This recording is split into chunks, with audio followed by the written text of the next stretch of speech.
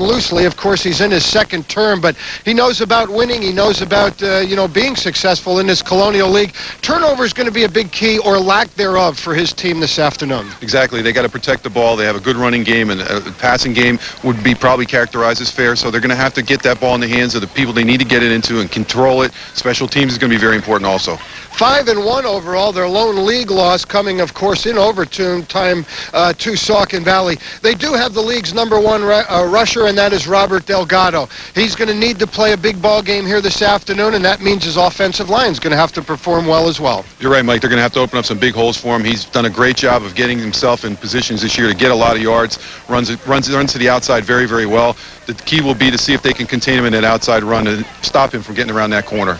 Roy Cortez is the sixth-year head coach of this juggernaut here in Penn Argyl, and of course they are 6-0 on the year, and as I mentioned, have already beaten Northern Lehigh and Northwestern. Jim, it's a program that quite frankly has found a way to win each and every week, but it's a little bit ironic. I don't know that they have earned the respect of everybody in the league as of yet, and they come out and try to prove that every week. Well, I think what happens is that people look at the things that happen, like they graduate this senior group and this senior group year after year, and then what happens is they come back and they say, reload. They reload, and these kids are the ones that don't want to be the ones that say that we lost. And that's the thing that people don't understand. They think, well, they lost this group, they're going to be not as good next year and that kind of thing. It hasn't happened. These kids have stepped it up. The kids that are sophomores haven't lost during the regular season, so it's just a pride thing, and that's what really Coach Cortez puts his motivational techniques into. It's all about pride. It's all about keeping up the streak alive, and it's all about taking a new dimension every year, but still doing the same thing, winning.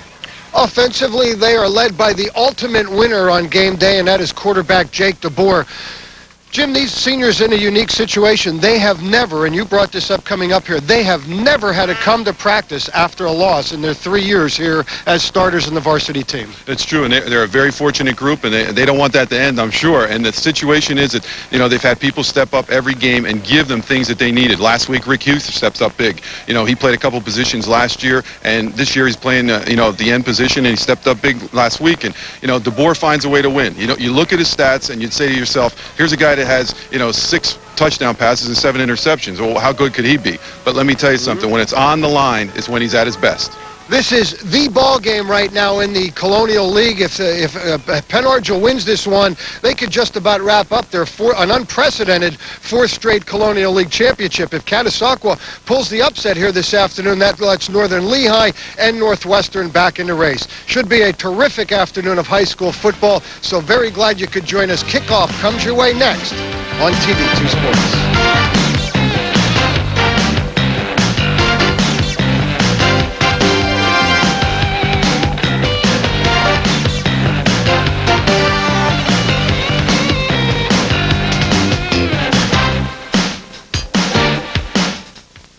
At Lehigh Valley Hyundai, we're making it easy and affordable to drive home. Do the deal on a 2002 Hyundai Accent, 2000 down, cash or trade for only $69.95 or $129 a month. Or do the deal on a 2002 Hyundai Elantra GLS with 2000 down, cash or trade for just $96.95 or $179 a month. Plus, every Hyundai comes with a Hyundai Advantage, America's best warranty, 10 years of worry-free driving. At Lehigh Valley Hyundai, we're making it easy and affordable to drive home.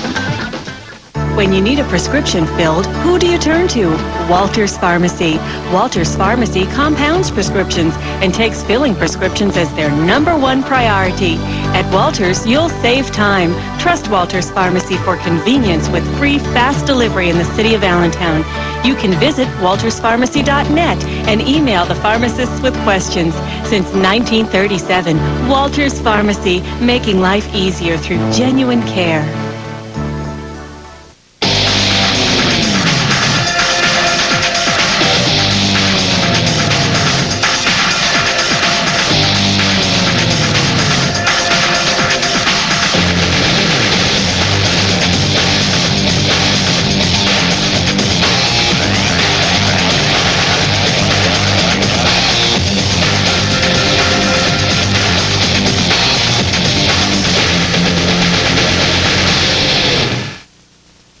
There really is no place like home. And there's no one like the ABE Doors and Windows man to make sure your home is completely secure and energy efficient. We rely on the finest manufacturers like Gorel, From bay windows to storm doors, they set the standard for quality, beauty, and dependability that will last a lifetime. When you want a company that lives up to its reputation, call the ABE Doors and Windows man, because quality doesn't cost, it pays. Hey, football fans! If you love dealing with a winning team, head to the leader, Kleckner's in Whitehall and Emmaus, featuring GE washers and dryers, GE dishwashers, GE microwaves, GE ranges, GE refrigerators. Plus, Kleckner's features free delivery, backed by their own factory-trained service department. Hurry in for best selection. Make us your last stop and see the savings on new GE appliances at Kleckner's, 2177 MacArthur Road in Whitehall and 575 Chestnut Street, Emmaus.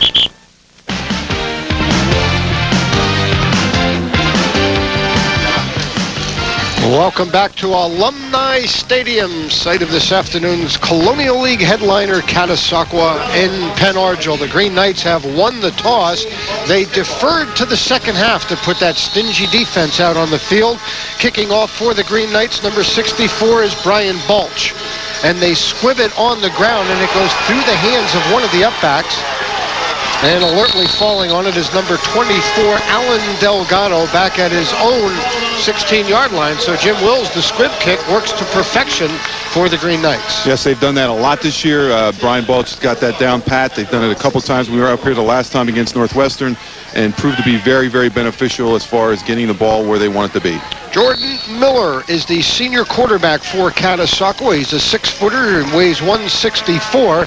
He has completed 55 of his 93 passes while throwing for 10 touchdowns. He has suffered 7 interceptions. It will be his job to try and take care of the football here this afternoon. Up under center with Robert Delgado, the lone back. Gemmel steps off the line of scrimmage and now goes in motion, and here is carry number 1 for the league's leading ball carrier, Delgado. 119 attempts for 819 yards, brought down on play number 1 by Derek Ashmore. Well, it's no secret what they're going to do, Mike. They're going to try to power you. They send Gemmel in motion because he's a big tight end at 6'3", and they're going to hand that ball off to Delgado as many times as they can today, and a good job by Derek Ashmore. Dan Carpenter, Josh Heimer, Adam Young, Robert Lovelace, and Mark Hellman, the down lineman for Catasauqua. Gain of perhaps 6 on first down, make it 2nd and 4. Miller goes on a long count and goes 2 longs for his own team, as everybody on that page except the center, quarterback, and tailback, the only one that stayed in position. Well, one of the things that Coach Sanchez said on your show yesterday, Mike, was they want to make sure to get consistency, and a couple of the mental breakdowns they've had in the last couple games have been the things that he wanted to work on during the week in practice, and there's an example of it right away. Roughies this year with wins over Palisades, Southern Lehigh, Bangor, and Salisbury. Their lone loss is an overtime defeat at Saucon Valley, who has now won 4 ball games in a row, including that 20-17 overtime win against these Rough Riders. Penalty cost them 5 yards. It'll make it 2nd down 9. Delgado once again gets the call and is now finally will go down. Boy, you look at that pursuit by this Green Knight defense. 11 players on the field, 9 of them involved in that tackle led by Andrew Reedy. Well, the last time we were here when they played Northwestern, we commented on that a few times, that we thought that this defense might be the best they've had in the past couple years. And that's saying something when you think about the D that they've had. But the pursuit by the D, as you'll see on the replay, is just tremendous. First hits, second hits, everybody's swarming around the ball, which is exactly what you want to teach as a defensive coordinator. Coach Sampson doing an excellent job with the defense so far this year again. Mike McNally, number 51, was one of the first guys in there. You see the stingy D, 28 points through 6 games. They have recorded a couple of shutouts. The delay to the fullback, Kyle Hirsch. And Hirsch stopped well short of a first down. Once again, number 60, Derek Ashmore leads the charge. A fine two-way performer, 6'4", 245-pound senior. And he's a heck of a specimen, Jim. We were watching him warm up. He's a big guy. Very interested in the 1AA for the college recruiting. And with that size, he'll have a strong possibility. Delgado in punt formation and lofts a high one that is retrieved by number 34, Steve Waring, and is brought down immediately on the play by Alan Delgado, number 24. Well, Steve Waring's an interesting story for the Green Knights. He's now back again. He's been battling a sickness that he's been to 4 or 5 different places. They've finally, hopefully, have figured out what it is, and he comes back today and gives them another threat in the backfield as well as special teams. Quarterback Jake DeBoer. Not only does he lead the team, obviously, in passing yards, he is also their leading rusher. Steve Ronaldo in motion. DeBoer, play action, going deep, and the coverage is there, and it is still almost completed. A heck of an effort on the outside by Corey Cuck. Yeah, that's one of the passes they've thrown a lot this year. Corey Cuck with a streak pattern down the sidelines. Corey Cuck. I can't believe he almost caught this, Jim. Oh, he's a speedster. He's a transfer out of Bethlehem Catholic. His mom married a fellow up here, moved up here, and playing for the Green Knights this year. Alan Delgado had really good coverage there, and that was still almost completed. 2nd down 10. DeBoer drops the snap from center. I think he was looking to hand off to his running back and turns apples into applesauce there as he gains about 4 yards, brought down by John Holenda. You're going to see they run the shotgun an awful lot. A little slippery football maybe off some residue from the field. But he certainly knows what to do with it when he gets the ball in his hands. Well, he certainly does. I think the word winner, and by that man's name as well, Roy Cortez, what a job he has done with this program. League best 36-game regular season winning streak. DeBoer to throw on 3rd and 7. In trouble. Slips one tackler, but not the second. Number 60, Robert Lovelace on the sack. Good job by the Caddy defense that time, giving a lot of pressure and coming in there very, very quickly. And Robert Lovelace, number 60, giving him the pressure and forcing him to do some things, along with number 66, Christopher Locke, to do some things that he's not used to back there and end up with a punting situation with Dan Weber. Number 66, Dan Weber, the punter, angling it away from Alan Delgado. And the ball rolls dead at the 17. So each defense establishing themselves here early.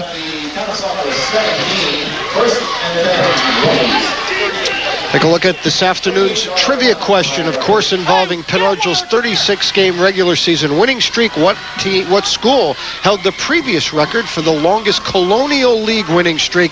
Of course, the league started play in 1975. I'm looking for the league's longest winning streak, and again, regular season, not including playoffs or whatever happened out of league. Longest regular season winning streak. I think we're going to be surprised when you hear the answer, and then also to know that there have been a number of schools that have put together some pretty interesting winning streaks throughout the history of this Colonial League. Delgado on the speed sweep. Penalty marker down. DeBoer, the first man in defensively for Penn Argyl. That time, Catasauqua went with no backs in the backfield. Little speed sweep with Delgado. They try to get him around those corners. You're going to see that constantly all day long. Officiating crew this afternoon: Harry Schaefer, Dennis Rehrig, Joe Benda, Mike Egge, and Derek Miller. It's one of the things to consider. Motion against Catasauqua will be declined. We'll bring up 2nd and 10. That's one of the things, I think, Jim, that goes unnoticed when you have, rained out games. You have to also put together officiating crew. That had to be somewhat of a task yesterday with all the games that were moved from Friday to Saturday. Exactly, Mike. And, it's a tough day. Sunday's not available for a lot of people. So, fortunately, they got a good crew together today. Actually give Delgado a gain of 2 yards, and they'll make it 2nd down 8. Gemmel once again in motion. They go to Robert Delgado, and there is another penalty marker down, and this has to be very disturbing to head coach Ed Census if this is once again against his Rough Rider football team. And they have offsides again. Well, one of the intangibles, Jim, that obviously we have not mentioned that has to go toward, they've played in a number of big football games throughout this 36-game regular season winning streak, where Catasauqua was coming off a 2-win season. This is some uncharted territory for a lot of these players. Oh, it definitely is, Mike. And also the fact of the day postponement, when you try to put in some new formations, and I think these are a couple new wrinkles that they're trying to bring across here. You really got to have them down pat the day before, and I think that might be one of the problems that they're trying to do a couple things here that they're not used to doing, and they're having some confusion with it. Their best bet, you get the sense to win this afternoon, is to keep this a low-scoring game and really make it a defensive struggle and just try and outscore these Green Knights. And another penalty marker down. Looked like that took an awful lot of time, and it did. Delay of the game. Rough Riders offense in a moonwalk right now.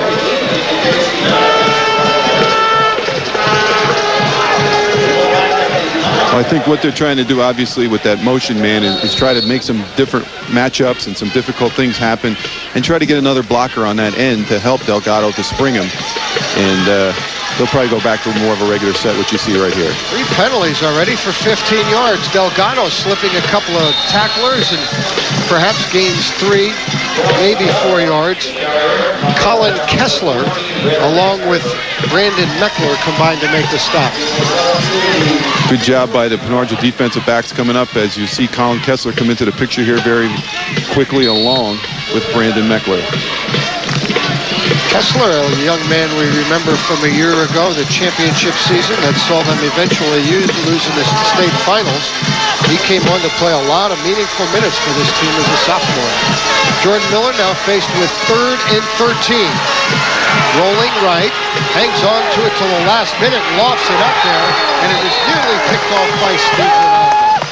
Ball kind of hung on him, intended for Alan Betson.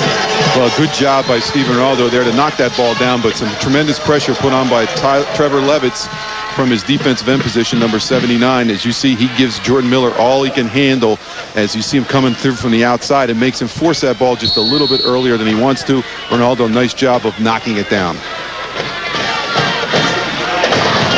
Delgado once again in punt formation. Left footer. Hits it pretty well, but on a line to number 34, Steve Waring.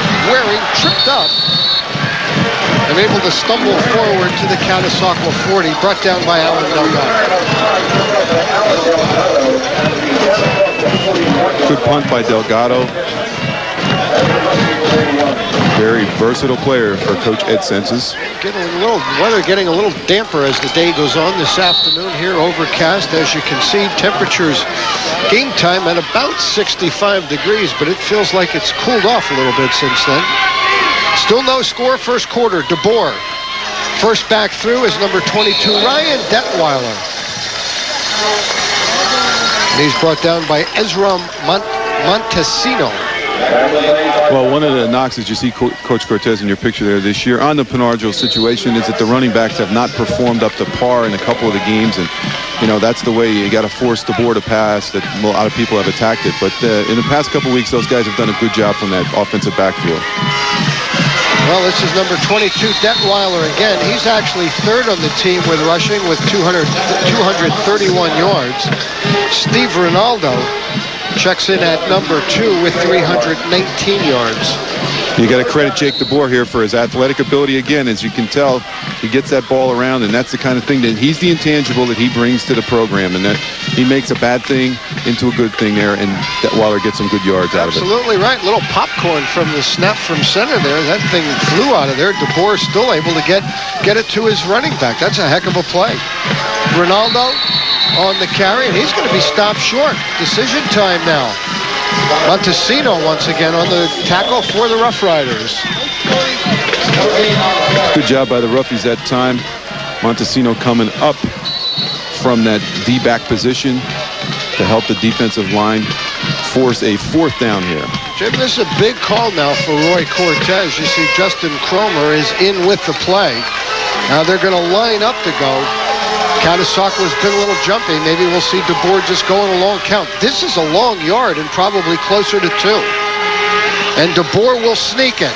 And I don't know.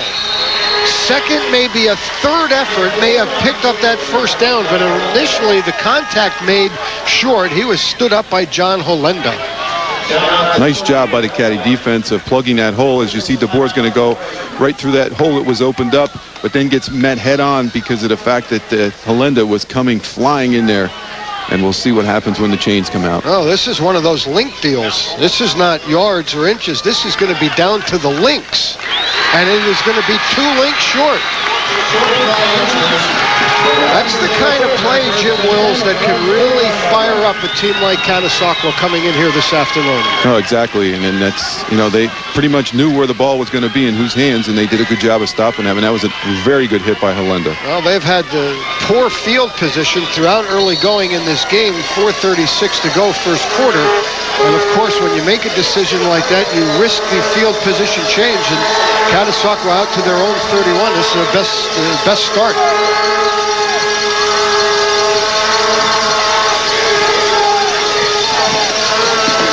Robert Delgado off right tackle with running room.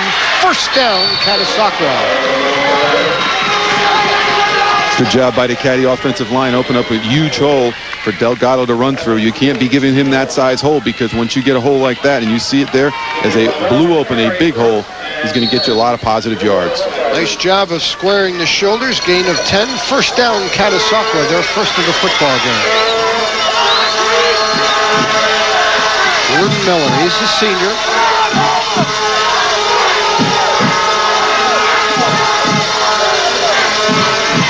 Delgado this time to the left side. Problems in the backfield in the form of number 51, Mike McNally. Well, that was the big question mark, too. They said, how are you going to replace somebody like Jeremy Savitz? And Mike McNally has answered that call a lot of times this year. And you saw right there, Mike, that's how he's done it. He has broken through numerous times this year, and when he gets a hold, he does a good job of wrapping up, and his teammates help him out. Well, throughout the years and throughout this winning streak for Penn Argyl, it has been delightful to watch this defense pursue to the football. They have yet to give up more than one score in a game this year, just 28 points through their first 6 games. Miller to pass, and that one knocked down by Brandon Meckler. Montesino, the intended receiver. Well, this is the kind of position they want to put you in where you have to throw the football, and then Brandon Meckler did a good job of knocking that down. It's a pretty good throw there by Miller. Just some real good defense by Meckler. That's a nice tight spiral. Well, credit the Caddy offensive line. They gave him some good time there. You got some protection, and you got some time to throw that football. Just good defensive coverage by the D-backs. Third down 13. Yes, the horns, a big part of Penn Argyl football. Miller looking deep and throwing it too wide. Intended for number 22, Alan Fatzinger. Well, once again, this stingy defense will force Catasauqua to give it up. You're going to see in the replay the pressure we talked about getting in there real. And there's McNally once again. Just a second too later, he would have had a sack. Delgado once again into the football game. Deep is Mike Bortz. And a beautiful kick by Delgado, sending Bortz, and he touched. That's a live football, and barely able to regather, and has it deep in his own 6-yard line. Jim, we talk special teams. That's going to play a big part in the outcome of today's game. Well, that would have been a tough ball to catch if you were squared up. And in the case of Mikey Bortz, he's in a situation where he was turned around. It's almost like an over-the-shoulder touchdown catch. And fortunately for the Green Knights, he recovered. But a great punt by Delgado.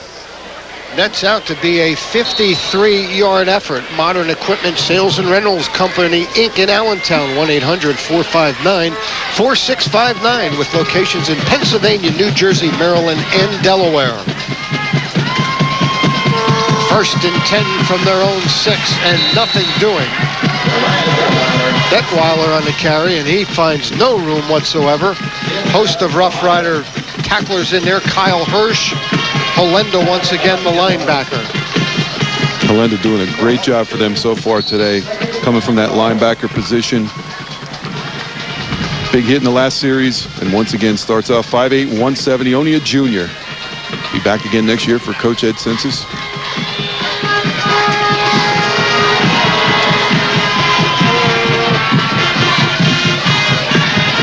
DeBoer this time on the keeper. Looking for some running room, cuts it. Come on! Let's go! Maybe picked up a yard. Well, that's one of the patented Penn Argyl running plays, running him with a fake in the backfield, and then he comes upfield and uses his escapability, as Coach Cortez would say. You see he fakes in the backfield and then tucks it in. But the defense had been very, very well adjusted to the other side of the field. He gets a couple of yards out of it, but sets up a long third down for the Green Knights. Montesina, this first man in for the brown and white.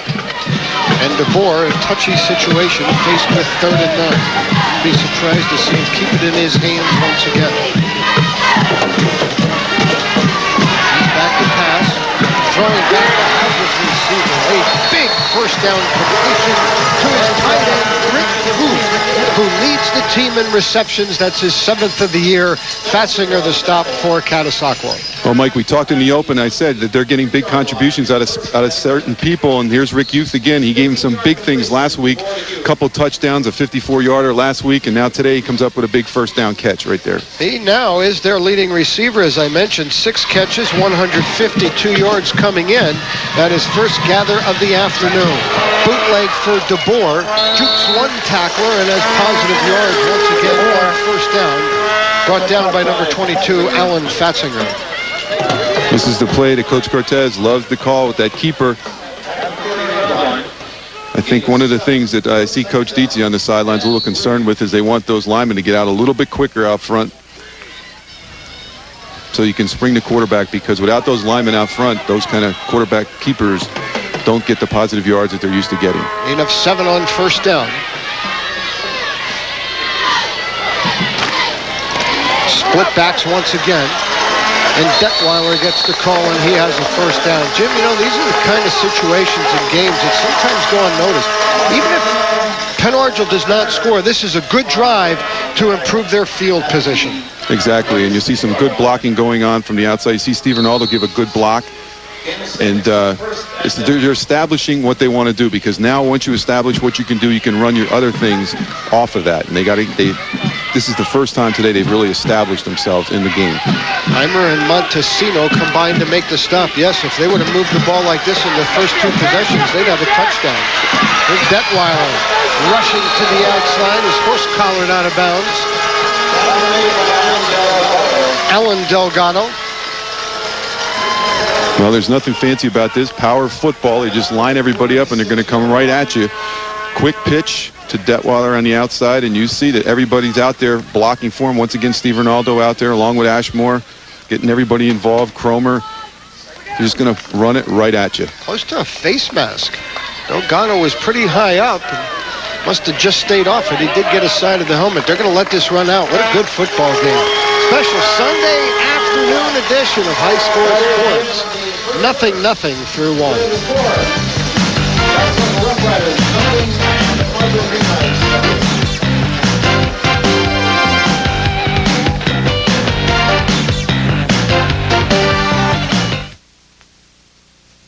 Hey, get that cat off your lap and get to school. Get an education and get a brand new laptop computer there instead.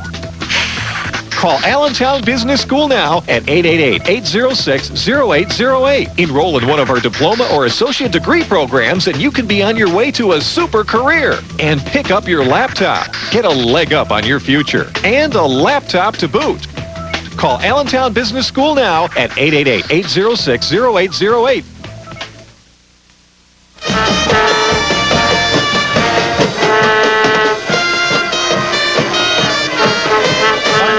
Like to send along get well wishes to one of the Catasauqua football players, Pete Nody, a 5'9", 211-pound junior, wears number 61, not in uniform.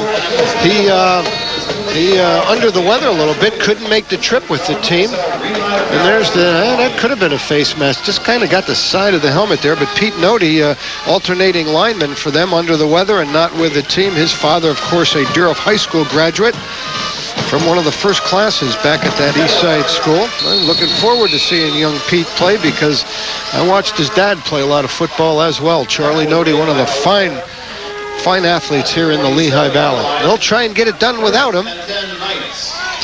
As we start the action here in the second quarter, Robert Delgado, the stop, with Penn Argyl on the move, now working from your left to right. No score.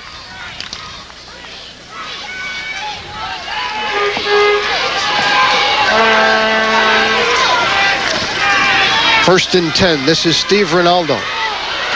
Good job by the Rough Rider defense to stretch it out, and coming up to make the tackle was Robert Delgado.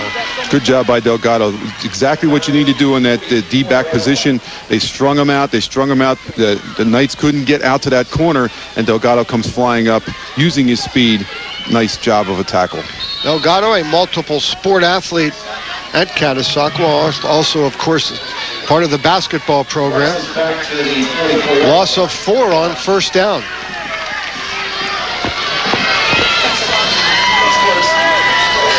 Split backs once again, Ronaldo and Detweiler. Play action, DeBoer looking to the outside, and terrific coverage in the form of Alan Delgado. So he's trying once again to hit Corey Cuck up the sidelines, but the Delgado brothers have both corners covered, whether it's the run or the pass, and this time his brother out there with some good coverage, and DeBoer just overthrows Cuck. A pretty well thrown football. Only his guy's going to catch that one. Green Knights defending, 3-time defending Colonial League champs, District 11 champions, Eastern State champions, of course, losing to Washington in the state finals. And this is picked off in and out of the hands of an intended receiver, and it's picked off by Alan Delgado. That was in and out of the hands of Dave Miller. Hit the shoulder pad, popped up, and Alan Delgado was right there on the spot. Good job of the return. You're going to see it again.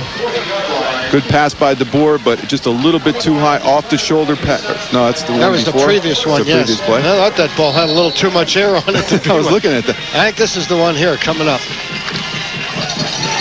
Ground level. You see, it hits right off that top shoulder pad, pops up in the air. That's the way they do that drill, that pop-up drill every day in practice. Those are the kind of things that work for you. Yeah, that's one I know they'd like to have back. And now the Rough Riders on 1st and 10. Miller to pass and looking for it all. How's Delgado? And he drops one. Oh, they had what they wanted. Alan Delgado, a step on the defense. Ronaldo in coverage, but that had 6 points written all over it. Miller, good job of throwing this ball out there, and Delgado, you're right, Mike, it was right there for the taking, but ends up hitting a little too high. He had beaten Ronaldo very well there. That's a break for the Green Knight defense. That was a well-thrown football by quarterback Jordan Miller. Ed Sensitz back for his 3rd year. Coach there from 79 to 93, 124, 36 and 1 in that stretch. Delay to Robert Delgado. Checks the inside, bounces it out, and is tripped up as he crosses the 35 and down to about the 32. Brandon Meckler, the first guy in for the Penn Argyl defense. And it's a good job that Meckler did trip him up, because I think he would have been off to the end zone on that one, because he had a huge hole in front of him. Meckler just fortunately got a hand out there, but excellent run once again by Delgado. It's exactly what they want to do, is power it at him. Well, there you got to look at Coach Sensitz. What a terrific individual. A little time off to watch his daughter participate in sports, field hockey through college. He's happy to be back. 3rd down 2 they need, and they get about 4 as Delgado rushes for yet another Catasauqua first down. Weber along with Ashmore and Andrew Reedy combining to make the stop for the Green Knights. 8 carries, now 35 yards for Robert Delgado. No surprises here. They're doing exactly what we thought they would do, is just use Delgado, pound and pound. It's going to be up to the Penn Argyl defense to hold on. Shaky start for this Rough Rider team. They were penalized 3 times for 15 yards. Delgado nowhere to go as he is brought down immediately by Dan Weber. Weber with a very good game last week against Southern Lehigh is continuing it today, breaks through that line and holds on, and that's the important thing. A lot of times high school kids will break through and not hold on, but you got to hold on to anything you can get. You got a piece of the jersey and then get some help alongside with Trevor Levitz. Hey, you mentioned last week they beat Southern Lehigh 50-6. A lot of the starters only played half a game. Weber had 9 tackles and a sack. That's a full game's numbers there. Good football player. No score, 8:56 to go first half. Yeah, you can bet Northwestern, Northern Lehigh with an eye open to this one here this afternoon. This puts everybody back, not only in the league race, but into the district District 11 2A standings as well. Delgado on second down, wrestled down by Ashmore. You're going to see Derek Ashmore come across and wrap up Delgado, wrap up and pull down, which is very important because you get that feeling with Delgado. He's just one step away from breaking it every time. Boy, Ashmore and Weber and company already giving you an idea of why this defense has only given up 28 points all year. Miller to pass on third down, and that nearly picked off and probably should have been Rick Huth. Tight end turned linebacker, missing an opportunity for an interception.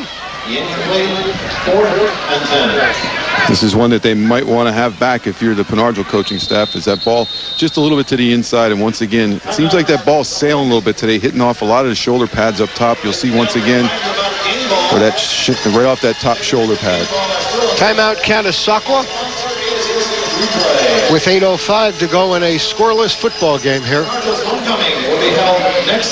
See, once again, McNally's doing a good job of getting through there. And there's a nice thing you don't see. You know, that's a good sportsmanship thing right there. I mean, a lot of times you'll see people come through and flatten people, but that time even McNally held them up. All right, our answer to the trivia question, 36-game winning streak by Penargil. What was the longest one? And folks, I do want to tell you, this is somewhat unofficial. And let me explain myself. I put this out to some people earlier in the week, and what I have come up with is Catasauqua in 1982 to 84 had a 21-game winning streak. Now, if someone out there knows, I talked to Ken Fisher, the assistant principal at Northwestern, Kevin Rodermel, the athletic director at Catasauqua. We worked on this thing for a long time. I'm looking for just in league play. Some of the others I came up with, Catasauqua were from 94 to 95, won 19 in a row. Northwestern from 95 to 96, the Brett Snyder era, won 18 games in a row. Catasauqua also during that stretch there had a 17-game winning streak. So if someone knows better, I'm interested to hear, as we've got an interception picked off by Steve Ronaldo, and Ronaldo returns it out to the 40. Oh, there's that Green Knight defense once again. It was 4th and 10. Well, what they do is they put you in a position where you got to do things that you're not used to doing. Miller throwing that ball right over the middle. Ronaldo right on the spot. Looked like miscommunication, Jim. His intended receiver was continuing that route upfield. That looked like wanted to be a button hook, and I think he went downfield. And you're right there, a little miscommunication. Yeah, the best seat in the house there, those lucky fans with that couch. Where are those guys? That's a nice seat. Yeah, left end zone. And you know what I like that they did with that? They have it right near the concession stand. You got to eat when you have a seat like that. John Mulchaney, the stop here on 1st and 10. Well, the cheerleaders come and serve you, man. That's better yet. My goodness. I'll be losing you in the second half. You'll be down. Right. I'm going down for that seat. Come on. Good stuff.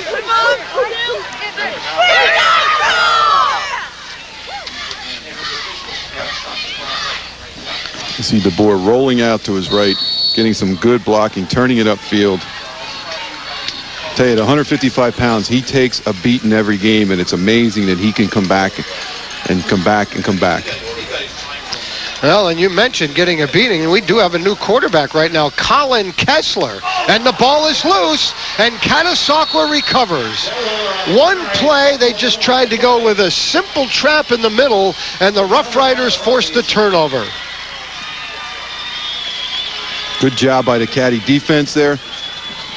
You see it on the replay that you had a little hole open up, not too much, a little bit of a helmet going into the ball, and Caddy smartly recovers. Lovelace on the recovery. Who was it that made the hit? I'm not sure. I don't know if we could get another look at that. Trying to see what helmet that was. Yeah, who got the penetration in there? That obviously the guy who makes the play. Get another look here. All right, that's a nice job of getting that helmet on the football. Still can't see that number. Well, we're going to try and keep an eye out for it because that young man deserves some credit for Catasauqua. Second turnover here against this Penargil offense. One an interception and now a fumble. Rough Riders with excellent field position at Penargil's 41. Long count, and Delgado the call. Looking to race to the outside, and he's there. Pickup of 6, perhaps 7 on first down for Robert Delgado. Well, that's the thing that they feared the most, and that is getting him to the outside. We talked about that in the pregame as well, that, that's where he does most of his damage a lot of the time, getting to the outside, and that's what he's been doing here so far in the first half. Ronaldo the stop as they give Delgado 6 on first down. He now has rushed 11 times for 41 yards. His long, 11 yards. Back in the first quarter. Still no score in this Colonial League slugfest. Fullback gets the call here, Kyle Hirsch. Brought down by McNally. Good job in there by Ashmore and McNally. Finally seeing the fullback carry the ball for one of the first times in the game. Little misdirection, tried to get the Green Knights fooled, but the middle of the line came through very well. Hirsch on the year, 36 carries, 186 yards. He has scored a touchdown. Delgado, the league's leading rusher, with 819 yards coming in. Third down and 2. Motion man is Mulchaney, but is Delgado, and he's tripped up behind the line of scrimmage and will come up short. Well, we're in a 4th and short situation once again for this Rough Rider team. Well, Ashmore and Weber once again in the middle of that line are doing a good job, and this is going to be a tough call here. It's going to be about 4th and 2, so we'll see what Jordan Miller is bringing in from Coach Census on the sideline. Jim, you really, field position is going to be so important in this game. You just get the sense as this goes on. It's going to be hard-pressed to see a team move the distance of this field here with a sustained drive, or obviously if a big play comes in on offense. 4th down and a little longer than 2, actually. Miller to pass, looking back and in and out of the hands of his intended receiver. That was for Gemmel, and Gemmel, looking for perhaps pass interference, does not get the call. Well, Coach Census going against the grain here, figures, well, if they're looking for that run, we're going to put it over the middle. As you'll see Jordan Miller go back, got some good pressure from Levitz, and then Gemmel just dropped that ball. And then, they're talking about interference, but he should have had that ball right in his hands. Need to make that play. You're right. I think Gemmel would like to have that one back. Gemmel's sister, by the way, Tara, the 1,000-point basketball player for the Rough Riders a couple of seasons ago. DeBoer on the keeper. And DeBoer picks up perhaps 8 on first down. Yeah, Tara Gemmel also works at TV2 part-time in the summertime. She's a delight to have around on her remotes. Alan Fatzinger, the stop for the Rough Riders. What a good football game. Those score 4:53 to go first half. Mike's just like a heavyweight fight, just punching each other out, feeling where it's going on, not getting really deep into the other person's territory here whatsoever. DeBoer, as the Rough Rider defense now getting a steady diet of number 10. Well, pretty much as we expected when you look at the offensive numbers for both these teams. And you made a good point, Jim. These two teams very similar. They're not real big, but what they have is a lot of, quick guys who flow to the football, and I think that's why we have a stalemate here. Exactly. They are pretty much mirror images of each other when you look at it, and that's a credit once again to both coaches, Coach Cortez, Coach Census, that, they're from small schools, and they get their best athletes to be in the best positions, and both defenses have been outstanding so far today. Sure, when you look at the crowd that's here tonight representing Catasauqua and Penn Argyl, there's not a lot of folks at home in either community. This pass is intended and tipped once again, and it's another interception, and this time for 24, Alan Delgado. He's still on his feet. Now a penalty marker down as Delgado finally dragged down at about the 39. We'll wait to see what the marker's all about. Well, once again, it was intended for number 28, Dave Miller. And we'll see what happens here. Well, Robert Delgado wound up with a football. I'm not so sure, maybe an illegal handoff in there as the officials try to sort this out. They're trying to get a Penn Argyl captain, and they find the man, Jake DeBoer. Rock in the back. Well, the interception. Illegal use of the hands against... Interception will stand. Illegal use of the hands will cost the Roughies some field position. DeBoer with a good pass right off the hands and into the hands of, once again, Delgado as he's coming down here. And then he gets in position, Tommy Wills, with a tackle, but then a lateral. And There's a first for Tommy Wills because of his offensive prowess. First time he's been on defense. Well, and of course the nephew to my partner here, Jim Wills, is having a heck of a career, Coach. He is. That's going to be his first defensive stop of his career. Part of a terrific stretch here of Penn Argyl football. These guys are going to be remembered for quite some time, and it's not over. Delgado now on first down after the turnover. Tommy banged up a little bit, too, playing a little hurt, isn't he? In a bad shoulder? Yeah, he has a subluxation of the shoulder that's been giving him problems all year long. And I'm looking at him down there now on the bench. I think they're looking at him. He's not used to tackling, so I'm sure that there might have had a little hit to the head there when he went on that tackle. But he's been playing pretty well all year in spite of all the injuries. Jim, I know, that's all a part of football no matter where you are, but how much more of a part of it as a small school like this, playing hurt? I know I talked a little bit about Roy Cortez. When you sign up to play football at either one of these schools, you almost have to expect to do that because they don't have the depth of some of the bigger schools. Oh, exactly, and that's the situation. You got to play more than one position, and you got to be tough.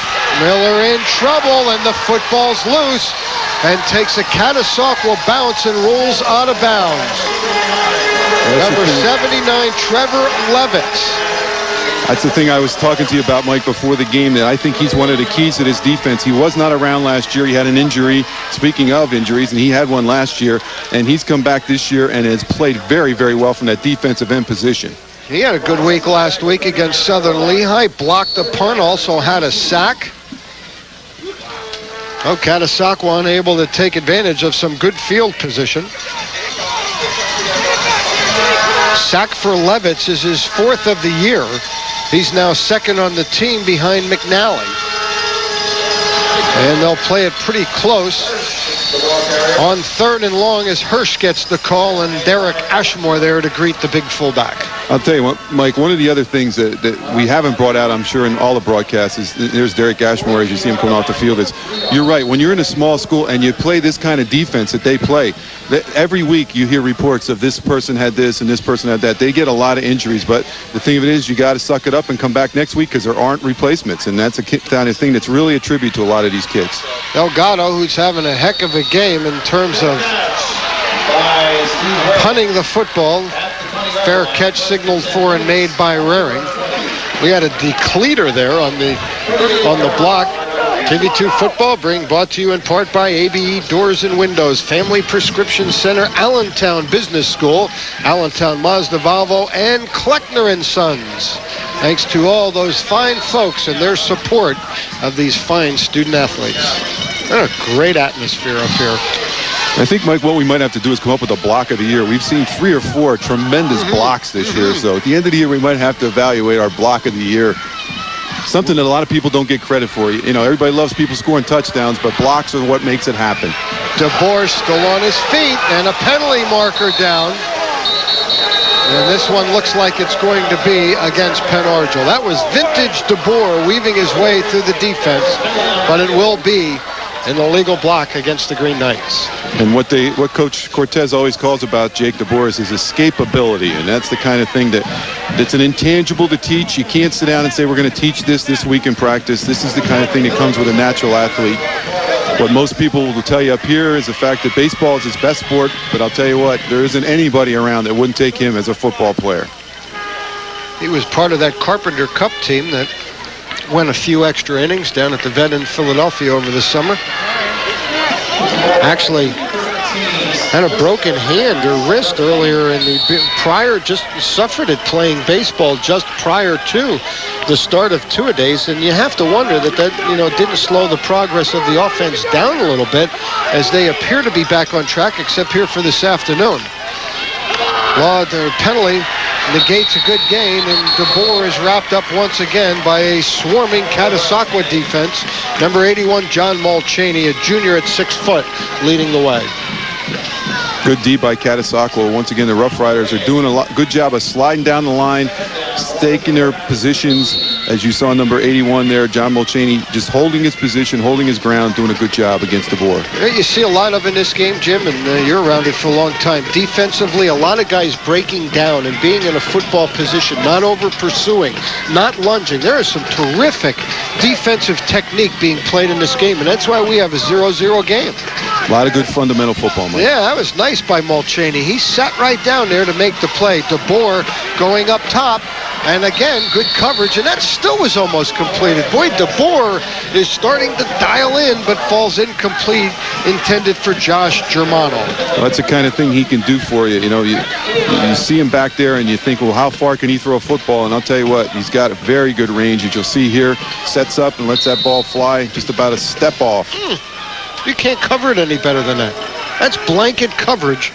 And number 24, or number 22, Alan Fatzinger, and it was still almost just off the fingertips. Germano made a nice attempt at it, but couldn't get it.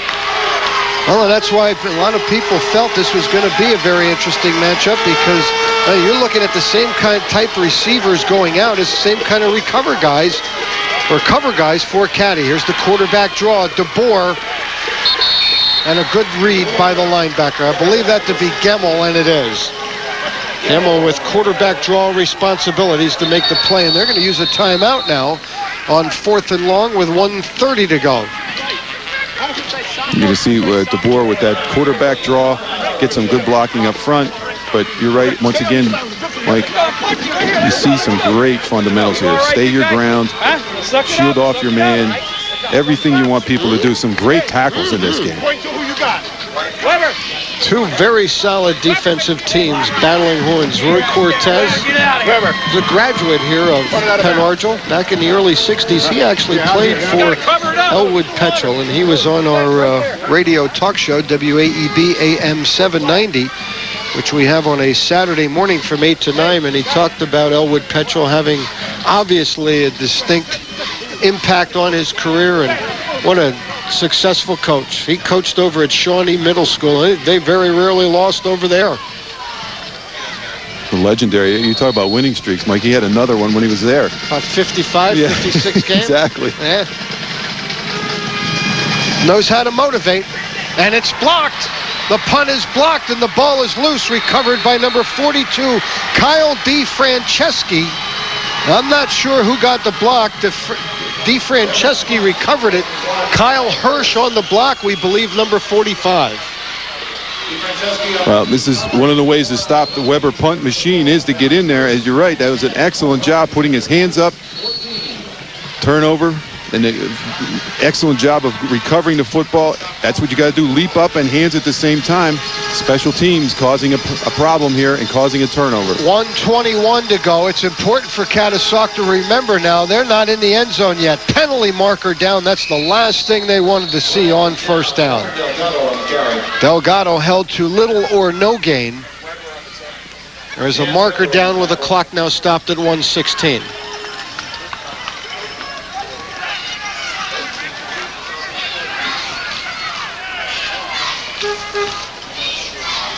After committing those 3 penalties early, each of 5 yards, that is Catasauqua's first one.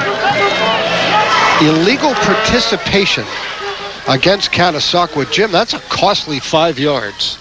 That's a big one there because of the fact that they were rolling and they had a little gain going there, but that's the thing that Coach Sensis has said, that they've cost them in a couple games this year. Well, if perhaps you're thinking of field goals. Back at the 29.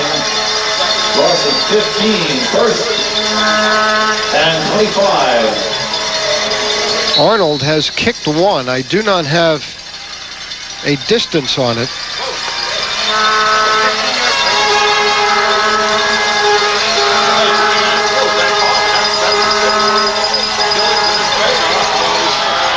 On first and forever, the pass is complete to number 80. That's Steve Graver. And the Rough Riders now will hurry up. So they lost 15 yards because of the illegal participation. They get 14 of it back. Good job by Miller setting that ball out there, and an excellent job by number 80, Steve Graver, going up above the D-backs to bring that one down. Clock continues to move, 35 seconds. Miller flushed out of the pocket, throws it back into coverage. It's intercepted by Jake DeBoer in the end zone. All he does is do what you need to have happen. That's all he does every time. Not only is he the quarterback, he's the free safety back there. Knows how to play that outfield, Mike, just like a baseball player. Again, that's just what we talked about. Even though they got the blocked kick, you had to realize that, hey, we still do not have points against this stingy defense. Exactly, and you'll see him playing center field. Just a routine fly ball for him. About 4 guys there. You know, you could win a lot of money betting on number 10 to come down with it. Look at Exactly. 4 guys in the area. Nose for the football. Number 10 would be my choice. And there's some good football players there. He finds a way to get it done. 26 seconds. And in all probability, that play will preserve a 0-0 first half tie. You know, both teams kind of hedging off the field, but nobody giving in. 7 seconds. The Colonial League's regular season 36-game winning streak. Roy Cortez will take his troops to the locker room and try and regroup. We have no score at the half.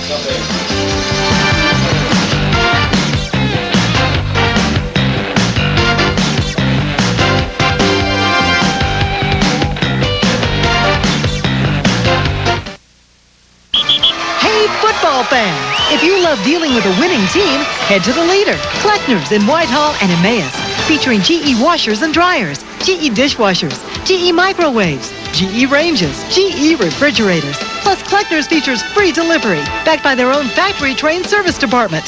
Hurry in for best selection. Make us your last stop and see the savings on new GE appliances at Kleckner's, 2177 MacArthur Road in Whitehall and 575 Chestnut Street, Emmaus. Let's go get Yakult. You know it's always been the best. Let's go get Yakult. The quality that beats the rest. They got cheesesteaks, French fries. The famous Yakult hot dog is known worldwide. Let's go get Yakult. The secret sauce is one of a kind. Yakult's, an Allentown tradition. The sail you see on every Scott Chevrolet has become much more than just a logo over the years. It's 3 generations of taking customer service to the next level. No crazy promotions or outrageous offers, just a completely comfortable experience in the showroom or on the internet, where buying a car has never been easier. It's no wonder Scott has been #1 in Chevy sales and customer loyalty for over 25 years. Scott Chevrolet. Come in for the sale, you'll stay for the service.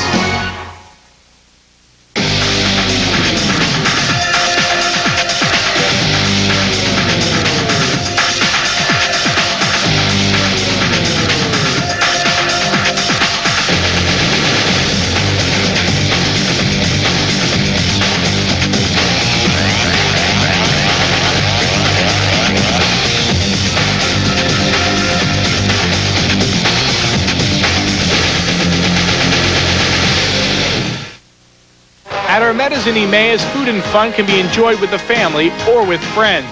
Armetta's is known for a wide variety of pizza, steaks, and wings, and is fast becoming the best place to watch sports. Don't be left out.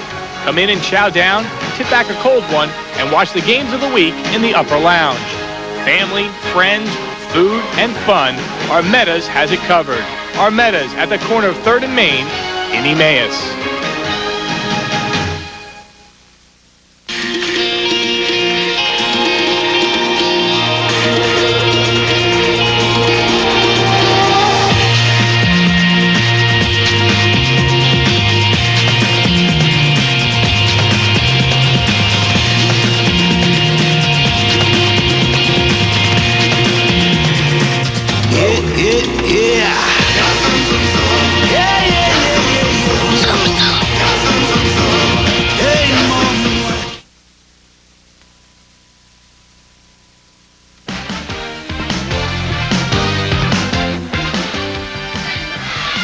Welcome to the 2002 edition of the Lantra Metro Halftime Festivities, brought to you by the Lantra Metro, Take the bus to school, work, shopping, doctor's visits, and more. Ride the bus all day for just $2, and don't forget, seniors ride free during off-peak hours. Take the bus and you'll agree that Atlanta Metro is making it easy. This afternoon, for your listening and enjoyment, we bring to you the Penn Argyl Green Knights Marching Band. The band director is Heather Depew. Band officers include John Neitz, Vice President Saban Mazara, Secretary Megan Depew, and Treasurer Den Trotman. Sit back and enjoy the Green Knights from Penn Argyl High School.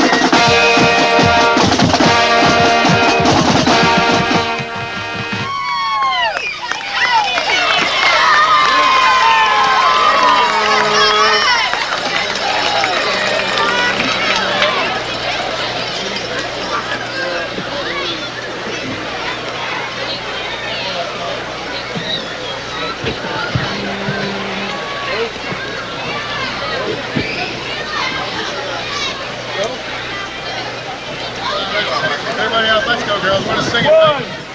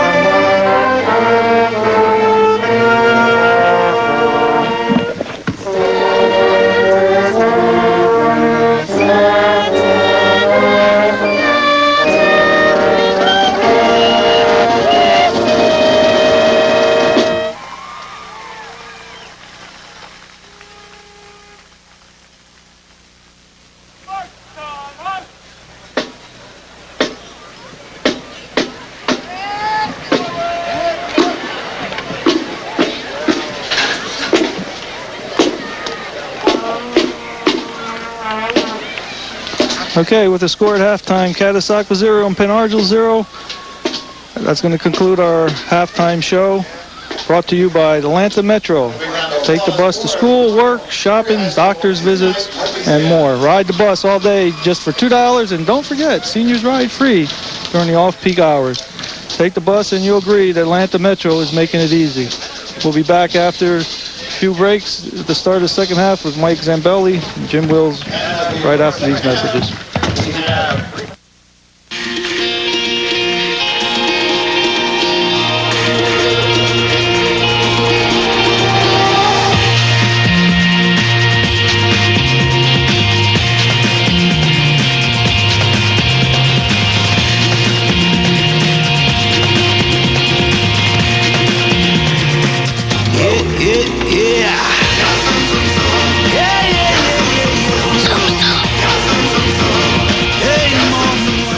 There comes a time in an athlete's career when he knows he's at his best.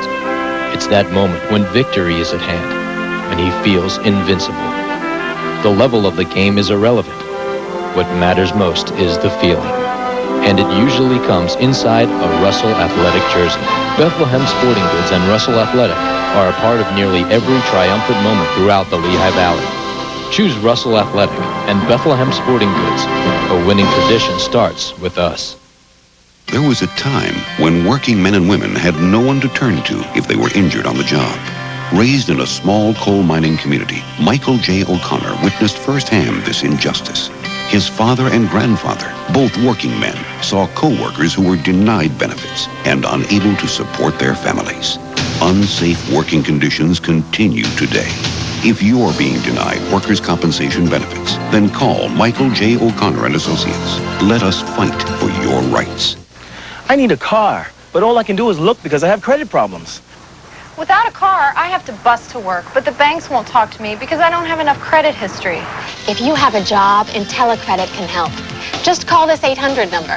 Our friendly customer care specialists will complete and accept your application in 5 minutes or less, and the call is absolutely free. I made the call and got in my truck. I got approved overnight. If you have less than perfect credit, call me right now. Come on, you deserve it. Hey, get that cat off your lap and get to school. Get an education and get a brand new laptop computer there instead. Call Allentown Business School now at 888-806-0808. Enroll in one of our diploma or associate degree programs and you can be on your way to a super career. And pick up your laptop. Get a leg up on your future. And a laptop to boot. Call Allentown Business School now at 888-806-0808.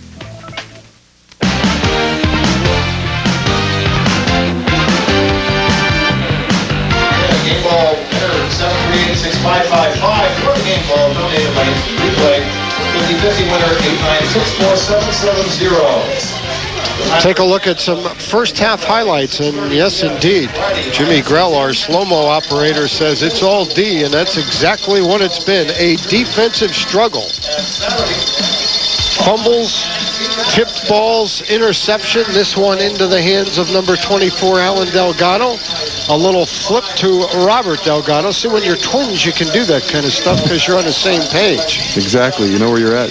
A blocked kick. Catasauqua putting themselves in great field position, but then it was a big play by number 79, Trevor Levitz, coming up with a sack, and there you get it. 6 total first downs, 72 total yards rushing.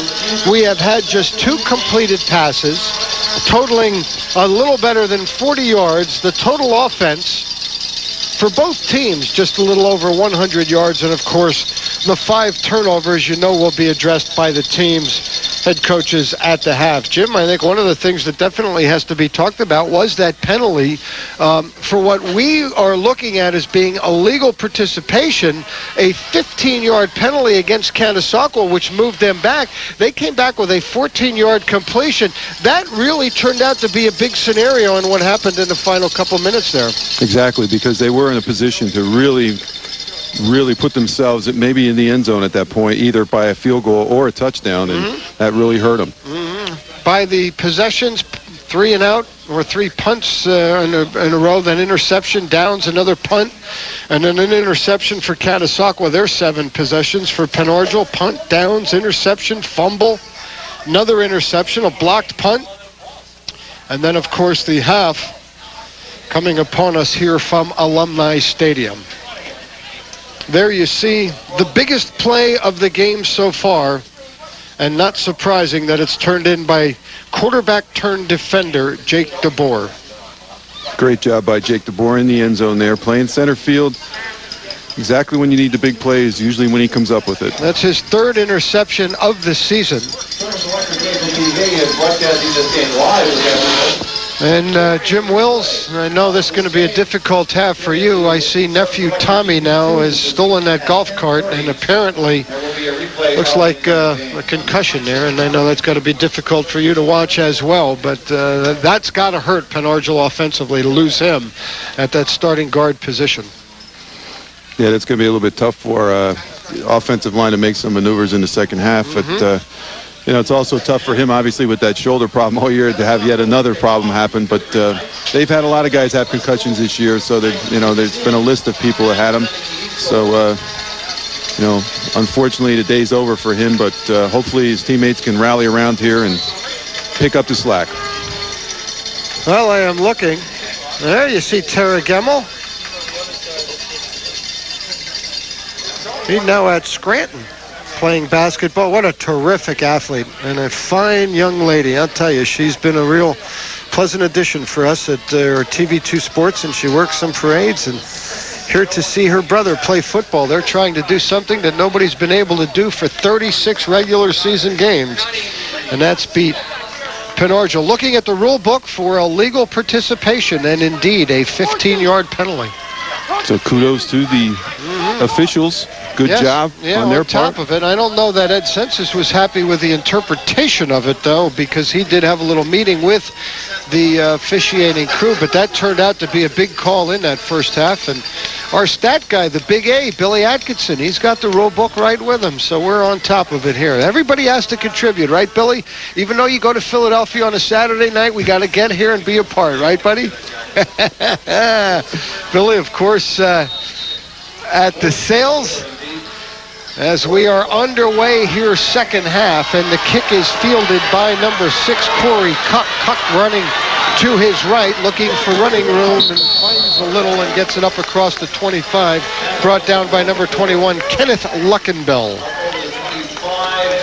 Well, Corey Cuck, from his wide receiver spot, used to running in the open field, so does a good job returning that kickoff back for the Knights, as Jake DeBoer will take over and see what they can do this half that they didn't do the first half. Well, the Green Knights, as DeBoer double checks with Roy Cortez, of course, losing 7 first-team all-league players from a year ago, including Jeremy Savitz and Ed McGinley. Those 2 guys dominated play. And the first play from scrimmage in the second half is a handoff to running back Steve Ronaldo. Kyle Hirsch, first man in for the Rough Riders. Well, good job by that side of the offensive line. You got Dan Weber in there replacing Tommy Wills at this point, so they're going to get, you know, going to be able to do a lot of good things as well, this staff, with the offensive line. Detweiler checking with quarterback Jake DeBoer. He's the lone back in there as DeBoer now from the shotgun. Fakes right, now counters back to the left side, looking for some blockers, but that Rough Rider defense up to the task. Number 31, John Holenda. John Holenda has personally made this his day so far. He's been in on a lot of good hits. And this is the thing that Penargil usually hurts you with, and that is that quarterback keeper. And Caddy just stringing it out, doing a good job, and Holenda going right for the football. Jim, do you think you find yourself as an offensive coordinator in this game thinking, geez, I just don't want to make a mistake? And this game really has, you know, one play determining the outcome of the game written all over it. And one big play, you get the sense, is going to win this football game, whether it happens on offense or defense. And a penalty marker now here against or thrown. We will wait for the call. We do not have the official mic'd up, but it's procedure against the Green Knights. Well, you're right. You're exactly right, Mike, when you talk about afraid to make a play. And I'm sure that is a big thing. It's like, you know, you don't want to be the ones to put it up in the air, you know, and get an interception happen to you or whatever. And it's just, you know, something's got to give here soon, and that's what they're hoping happens. You know, we've put, you know, of course, all of the positive recognition to the defenses here, but for the most part, offensively, a very sloppy game as here is another interception, and the third one for Alan Delgado, who returns it inside the 25. And I don't want to make any excuses for anybody, but Jim, these players are not used to even practicing on a Sunday. This has been a very sloppy game for both offenses. As you see Tony Pacheco coming off the screen here, what you're going to see here once again is a pretty good pass by DeBoer, but it just goes up a little too high once again and tails on him. And once again, Johnny on the spot, you have those Delgado brothers in the right position. Well, Catasauqua has had some good opportunities after interceptions, a blocked punt. They still have a goose egg on the board. Gemmel in motion on first down. It is Robert Delgado off left tackle. For 3, perhaps 4, Trevor Levitz leading the charge for the Green Knights. Good game by Delgado once again, starting off the second half where he left off in the first half. He's, you know, just a bull of a runner. He gives you that outside speed, but he can also go up inside the tackles, as you see on that replay, and does a good job of getting the extra yard. Wouldn't be surprised to see Ed Census maybe go to that attack. 14 carries now, 47 yards for the league's leading rusher. And again, it is Robert Delgado. And again, Jim Wills, I would not be surprised to see this again on third down. Right. It's going to be pound us and stop us. Yep. You know, that's what it's going to come down to. And, you know, we're going to line up against you and we're going to pound it. They're in 4-down territory. You obviously need to average 3 yards per carry to pick up a first down, not even that. Dan Weber. Well, good job you saw as McNally was getting double teamed there by the offensive line of Caddy, and they're just blowing open those holes, and he's going to run through them. 3rd down 1. Ball on the Penn Argyl 13. They have given up just 28 points in now 6.5 games. Delgado, and he did not get that. The thing about this defense, Mike, is they've been, over the years, they've been in these positions so many times. You know, against Northwestern last year in 2 games, they went, you know, toe-to-toe inside the 10-yard line. And, you know, these kids have been in these positions before. And, you know, and it's no secret. You said it. They're going to just run at us. Detweiler, with help from Brandon Meckler, combined to stop. It was to make the stop. It was actually Meckler who took out the lead blocker. And you're so very right, Jim. We have, time and time again, we have seen this, DeBoer's interception in the first half. They take a lot of pride in that defensive unit, and that's a situation that the red zone to them is very, very tough territory to be in. And well, it's a sometimes overused phrase, but defense wins championships. Obviously you have to score points, but to have the ability to stop people when it's not going well for you offensively is the way you put together 36-game regular season winning streaks. In jeopardy here, 4th down and less than a yard. Miller hands to Delgado.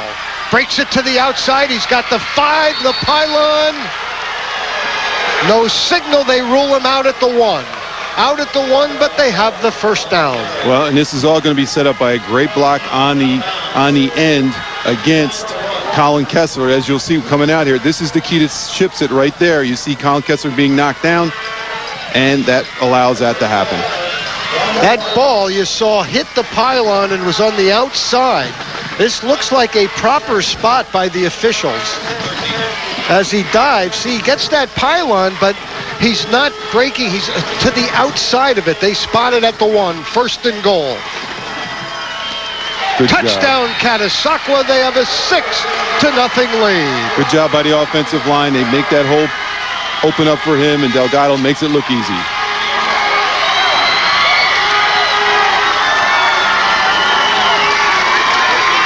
Delgado, the team's leading scorer. That is his 12th touchdown of the season. Arnold on for the point after, and needless to say, this is a very important point after. And a penalty marker. Somebody moved on the offensive line. Boy, that could really, I mean, if they do not make this kick, Jim, I don't think we need to explain this. In a game of this, 1 point in a game this low scoring is a big one. Exactly, Mike. And, you know, with the way the turf is a little slippery, putting it back farther, it's just more of an adventure. Arnold has 18 extra points on the season. A high snap. The kick is hit pretty solidly, however. That is a terrific effort by the holder, who I believe to be number 12, Pat Godbeski. You're right. He made a bad situation a good one there. Unfortunately, Mark Arnold gets all of that one, too, and that was a very, very good kick for the Rough Riders. Then you're going to look at look at the touchdown. Hirsch leading the way. Good blocks all the way around. You get situated, the fullback outside and up in front there, number 45, Kyle Hirsch, giving him a little bit of a leeway, and Delgado does all the rest. League's leading rusher, over 800 yards coming in, and he's had a pretty decent afternoon. The Rough Riders lead 7-0 with 8:15 to go in the 3rd quarter. Ed Sensitz. Come on, Green, you can do it here. Come on, Green, good hit. You know, one of the things he talked about in, coming back to the sidelines was his disappointment. Remember that 91 team that went 12-0 had Jonathan Linton? Well, in that year, it was selective as to who made it to the state tournament, and Catasauqua was bypassed. That was a football team that many felt had the makings to win a 2A state championship and was never invited to play in the PIAA tournament. Obviously, now they have gone to a more fairer format as Delgado makes the stop here on special teams, in where all of your district championship champions go into the tournament. Very unfair that year, Jim. I don't know how much you remember about that team, but it was a well-balanced team. Obviously, with Jonathan Linton, who wound up playing is playing in the National Football League. I was just going to say, with him on the team, it's certainly going to be a very, very good team, and that's the thing that happens so much during that time period. It was so subjective, and now it's so much easier because everything is drawn out for you, and there's much better situation by the PIAA now. All right, they keep picking on number 24, Alan Delgado, who's already picked off 3 and darn near had number 4.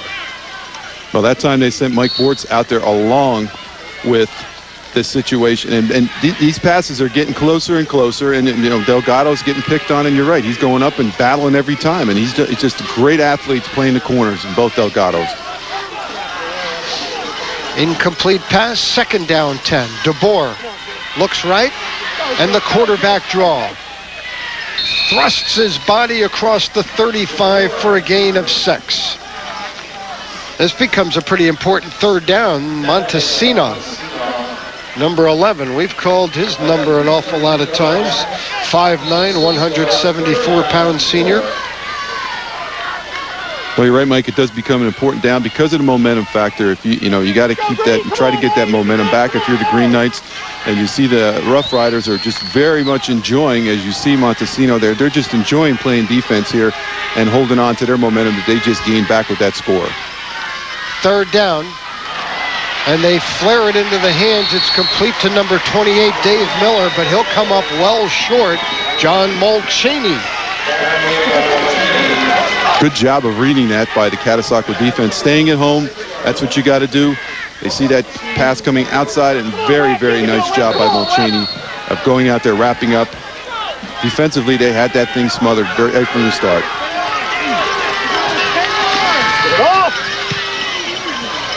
The punt is a beautiful effort. High, lands at the Catasauqua 31 and will be down, or excuse me, at about the 26 and will be down at the 27. Well, the Rough Riders with an opportunity to really take a hold of this football game, leading it 7-0. 36-yard punt. Well, it's going to be interesting to see how they can use that running game once again, Mike, to try to pound the ball out, take some time off the clock, because time now becomes a very precious commodity for them. Well, if they can gain control of that line of scrimmage and move the sticks and move the chains, and there appears to be some confusion here. Well, they had to call a timeout because they didn't have enough men on the field. And instead of getting another illegal substitution penalty, they were smartly enough to thinking that to call timeout. Boy, that could really come back to haunt the Rough Riders. TV2 football being brought to you in part by ABE Doors and Windows, Family Prescription Center, Allentown Business School, Allentown Mazda Volvo, and of course Kleckner and Sons. It's amazing how those timeouts come back. You watch TV every Saturday and Sunday, and you see them always come back to that. If they only had a timeout, or if they would have been better off with their timeouts and their planning, and those are the kind of things that you don't want to have to call a timeout for. Remind our viewers, if you're watching tonight's game live on Sunday, we'll have a replay tonight at 10:30. Monday, October 14th, District 11 3A Girls Doubles Tennis live at 2 o'clock. At 8:30, we'll replay that, and then at 10:30, we'll have same-day coverage of the 3A Tennis Championships. Roughies with their full allotment of players, unbalanced right, and they hand to Delgado for perhaps 2 off-right tackles. 6:33 to go, third quarter. No, you see Trevor Levitt's on the stop that time, but you're not going to see anything fancy, just power football as Delgado gets to the outside, but cannot make much more out of that run. Rough Riders, really the rest of this game and the next 3 weeks will spell their season. They still have Northern Lehigh and Northwestern to play. Of course, Roy Cortez and Penn Argyl will host Wilson next week. Here's Delgado. First down, Rough Riders. And with each and every one of those, Jim, you can almost sense, there's desperation. Steve Ronaldo makes the stop, but with each and every first down, you can almost feel this crowd and the Penn Argyl saying, oh my goodness, we're in some trouble. Well, what you're looking at is a mirror image of last year's Penn Argyl team when they just gave the ball to Ed McGinley and just held on in a lot of those games. So it's just a flip-flop from last year, and Delgado's in that same mold. Very big, very strong, tough runner, and can take a lot of pounding and can take a lot of carries. Well, we mentioned how these two teams are so very similar in size and athleticism. The one thing that Catasauqua can do, or at least has shown they can do, is run the ball. Delgado, a poor decision, changing directions, and is wrestled down by Trevor Levitz, who all of a sudden is becoming a one-man wrecking crew. We talked about him before, and the thing that impresses me about Levitz is his speed to the ball carrier, and that time you saw it very well because of the fact that, Delgado was changing his direction. And you'll see him coming in from that side angle, and good job of wrapping up and tackling, along with number 14, Brandon Meckler. Well, Delgado looking on that left side, all he saw were green jerseys, a wall of green jerseys. Fortunate to get back to the line of scrimmage. Miller, pass is complete to number 22, Alan Fatzinger. Fatzinger weaves for perhaps a yard or two. Mike McNally wraps him up on second down. You see a good example of Jordan Miller going to the passing game. Nice tight spiral out to number 22, Fatzinger, and the Knights close in on him. They're down 9. Clock continues to run.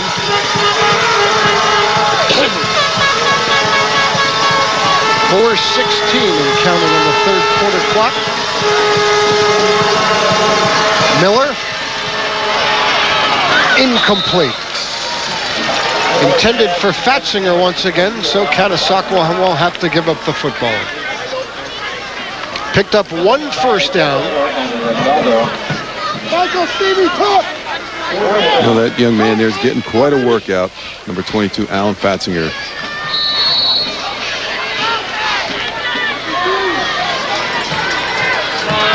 Delgado in punt formation. Bortz number 5 and 34 Waring. And this, another beautiful effort for Robert Delgado, rolls out of bounds at the 7-yard line. Excellent punt once again, and those punts are weapons when people do them that well. Well, the Roughies right now, if they can play solid defense, Jim, and get good special teams in terms of the punting, and leading 7-0. Oh, Jake DeBoer. This is where he has been at his best over the years. And he's going to operate from the shotgun and call his own number. Blockers on the right side. Look out. DeBoer hurdles through a tackle to the 20. This young man is, Jim, we've watched it. It's like a broken record. It seems when the harder things seem, or the higher the mountain, Jake DeBoer rises to the occasion. Run out of bounds by Delgado and Fatzinger. Exactly what you see, and you see some good job by Brian Balch and number 22 Detweiler in front, but then he makes things happen once he gets by the line of scrimmage. And you're right, Mike. He is not fazed by most things, and that's probably the thing that over the last couple of games and years that they've really helped the Green Knights, because it's not till it's over that he's, done with his work. 29 yards, the longest play from scrimmage by either team, and all of a sudden, the Green Knights on the move. Ronaldo, the pass completion, and 2 big plays, moving the football into Catasauqua territory, brought down by Fatzinger. A good job of passing by Jake DeBoer there, but that's the same pattern they've been running for the game. It's just this time they got to connect on it, and good job by Ronaldo bringing it in. So in a game that has featured very little offense, the Green Knights go for 29 yards on first down, then pick up 18 more yards. DeBoer has it under that left arm on the quarterback sweep. Boy, just shedding and avoiding would-be tacklers to pick up 5 more. Well, they're going back to what they do best, and that's running DeBoer and then throwing a pass in there once in a while. And once he tucks that ball under, some good things can happen. Pretty good patience shown by both DeBoer and Cortez. You see him getting some good blocks on the outside, and that little move right there is the escapability that Coach Cortez always talks about, and does a nice job of getting himself upfield. Detweiler in the backfield with DeBoer, all kind of time, and looking downfield and almost picked off. Intended for number 28, Dave Miller, broken up by, you guessed it, Alan Delgado. Well, they've gone at him all day, and Delgado has risen to the challenge. Very good job by Delgado once again of holding his ground. Yeah, I'm not sure. Obviously, Jim, they've seen something there, but boy, Alan Delgado's been called to the task today. Yes, he has, and it was a good job of him just holding his ground and going up exactly when he needed to go up. That's actually a good job by Dave Miller to make sure that ball wasn't intercepted. Third down, 5.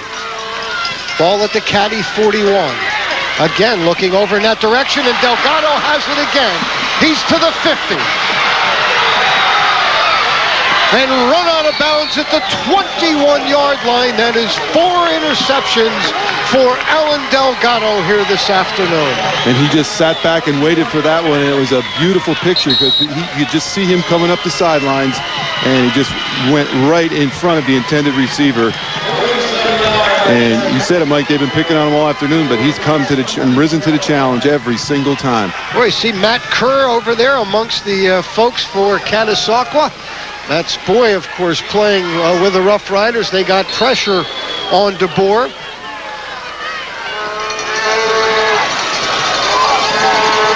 First down 10 at the 20. Robert Delgado shedding tacklers. He's still on his feet. Robert Delgado will score, and Catasauqua leads 13-0. He's tough on his feet and made that one move, and you knew he was going to end up in the end zone. Tough running by Delgado, and that's the kind of thing that's gotten Caddy where they are to this day.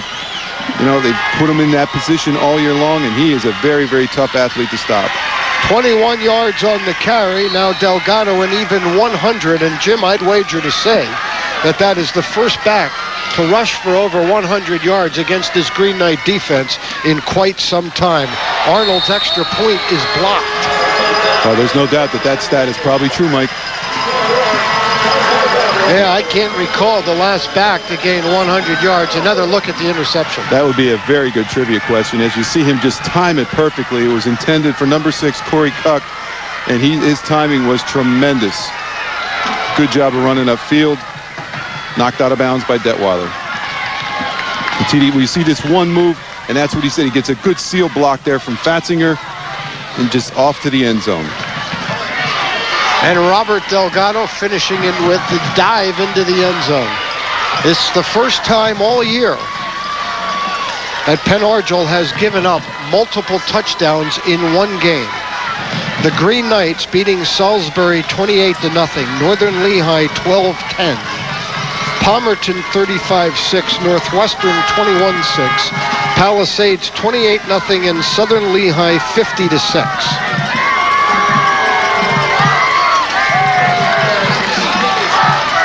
Even if you go back to last year, most points they gave up were 24 in week number 2 in a 38-24 win over Saucon Valley.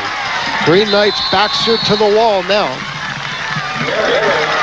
Ryan Bonner stops wearing.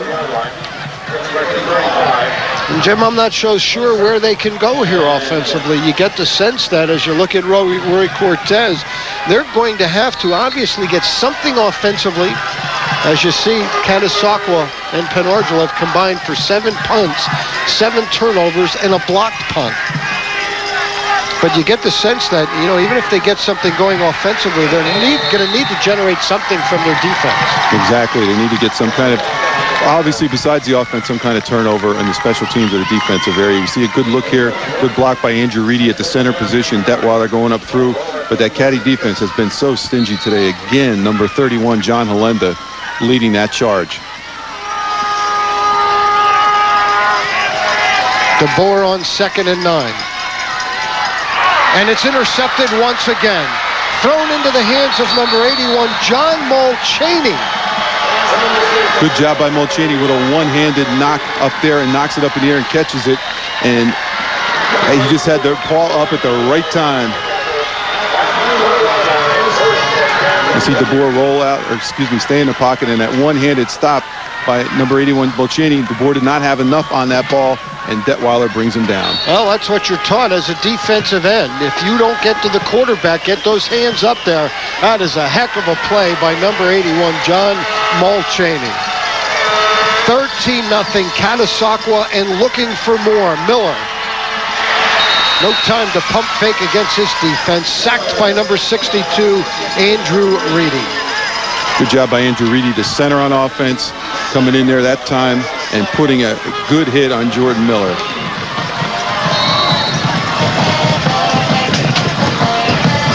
That's Reedy's 5th sack of the season. Reedy doing a good job of getting inside there, wrapping up.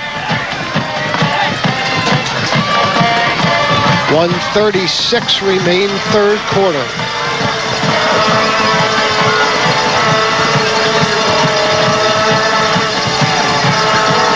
Mulchaney, who just had the interception in motion. Delgado nowhere to go.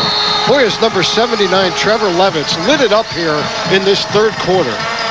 Levitz, along with Ashmore, have now risen up. They know that they got to come up with the big play, and they don't want to string it out too far, because if he gets outside, it's going to be trouble. And you see as Levitz does a nice job of wrapping early and then helped out by number 22, Detweiler. Man, you really get the sense, Jim, that the Green Knights defense, and they really have Catasauqua going in the wrong direction right now, but you get the sense that they might need to cash something big in.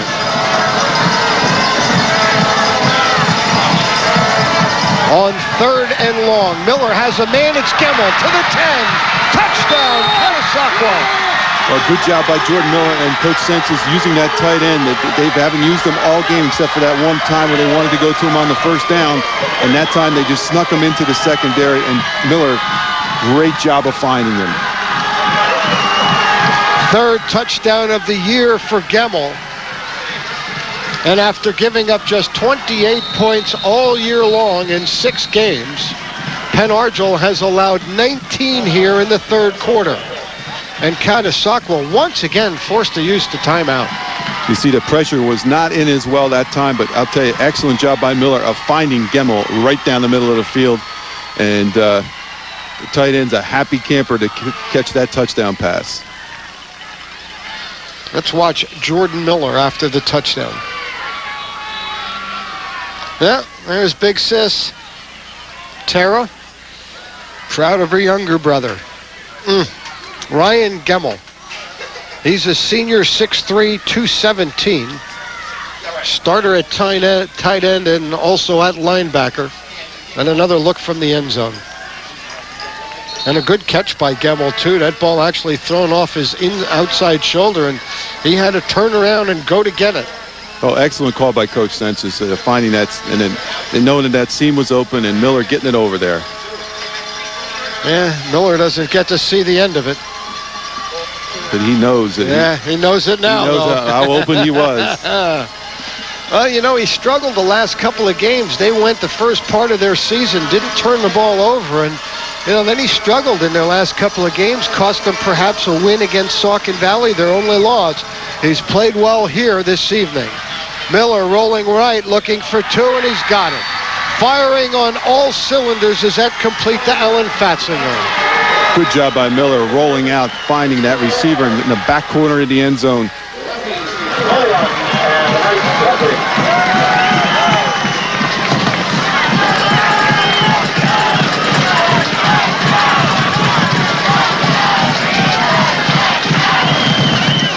You see him taking his time, rolling out to the right. Takes advantage of all the field. Finally throws that off his back foot. Excellent pass. Fatzinger standing all alone in the end zone. Yeah, a classic example of, when you're never as good as you look in these situations or as bad. And, like you said, throw off his back foot into some coverage, but it gets its way there. Rough Riders on quite a roll. Miller to Gemmel from 31 yards out. But this is all being set up by that ball-hawking defense, and in particular, Alan Delgado. Jim, I don't know that I have ever called a game where an individual who has had 4 interceptions in one game. Alan Delgado has done that. I think, if I'm thinking back, Mike, Eddie Scipio.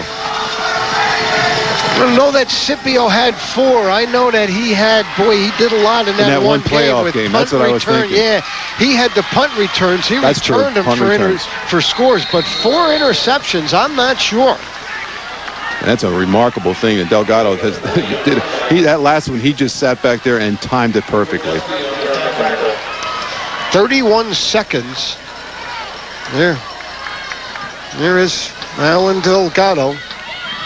And he might not be finished because you know that Penn Argyl now is going to be in a situation here where they're going to need to throw the football. So Alan Delgado and company probably going to get a couple of more opportunities.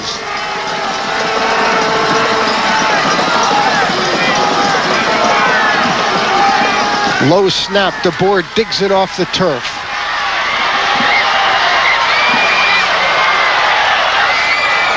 And throws it away. Held on to it till the very last moment. Nobody able to break free. Run out of bounds by number 81, John Mulchaney. Good coverage again. And that's been a big story to this game. The coverage by not just the interceptions by Alan Delgado, but the coverage by that entire secondary for the Rough Riders. Well, they've done an excellent job all afternoon in forcing them into doing things that they don't want to do, rolling out and holding onto that ball to the last minute. But Delgado and the rest of his teammates in that secondary have done an outstanding job. This was a scoreless football game at the half. Catasauqua has scored 3 unanswered. DeBoer, time, and overthrows Steve Ronaldo. Well, as a defense now, these are the games you play for, because now you can sit back. You know they're going to throw the football. You know you're going to have more opportunities to intercept the football. So that's when you're in Caddy's position right now. You're feeling really good because you got that position of they got to throw the football, and we know exactly where we want to be.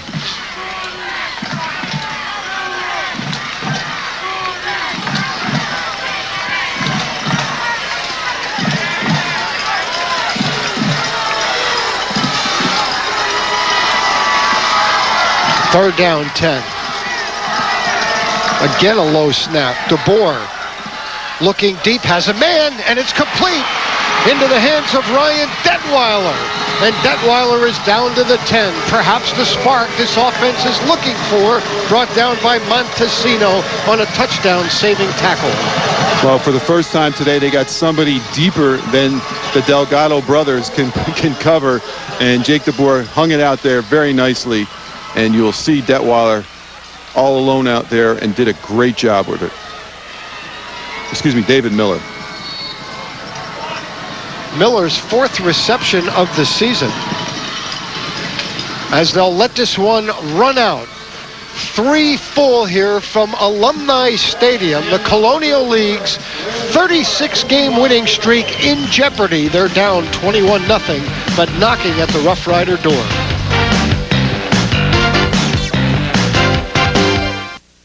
There was a time when working men and women had no one to turn to if they were injured on the job.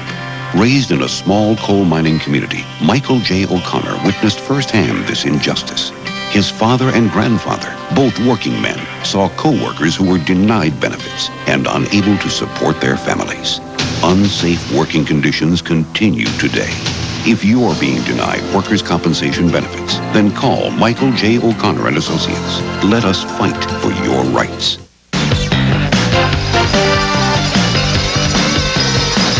Well, Jim, just how important this game is obviously speaks for itself in the Colonial League. But if you look at the District 11 2A bracket, as you look at Ed Sensitz,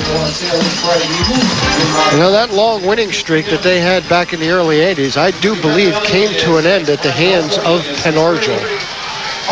There you see the third quarter possessions, 3 scores and a punt for Catasauqua, 3 interceptions and a punt for Penn Argyl. But looking at the top 4 teams in 2A, Penn Argyl 1, Northwestern Lehigh, Northern Lehigh, and Catasauqua are 1 through 4. 1st and 10, they can pick up a first down. DeBoer slips on first down and is sacked. Looked like he was looking to take off on perhaps a quarterback draw, and there's John Mulchaney. Well, these guys in white uniforms played well defensively. Oh, they have, Mike, and you can't say enough about them. Staying in their positions, giving a lot of pressure this time. Once again, coming in from the outside, Mulchaney, a lot of heat from the outside. Good job, once again, by the Caddy defense. This is a must-score possession right now for Penn Argyl. Loss of 4 on first down. Corey Cuck is flanked wide left. DeBoer looks over that way and tucks and runs and is sacked for the 2nd straight time. Give credit for those D-backs once again. You see Montesino back there, Delgado. They're doing a great job back there. And for 42, Kyle DeFranceschi coming back. We got people coming into the game now that are even doing great jobs of coverage. So these coverage sacks are happening to Penn Argyl very quickly. DeFranceschi listed as a possible starter at a defensive end position, a sophomore, 5'10", 154. 3rd down, 16. They need to get to the 2 for a first down, and that pass complete to Ronaldo, and the ball comes out and is recovered in the end zone for a touchdown by Mike Boris.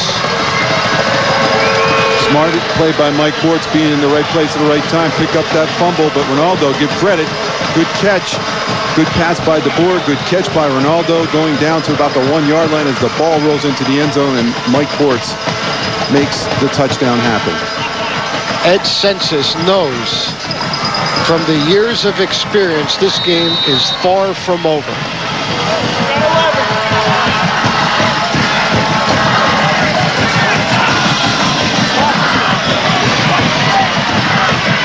On to attempt the point after. Brian Balch. Offsides on Catasauqua as we had a little contact early from the right side. Well, I'd be surprised if this would alter the thinking of Roy Cortez. I mean, they obviously need more.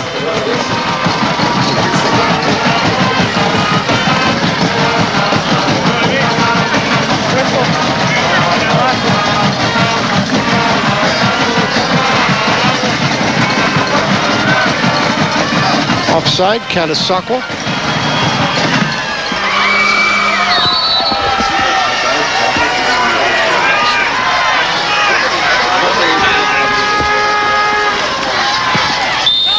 And the extra point is good.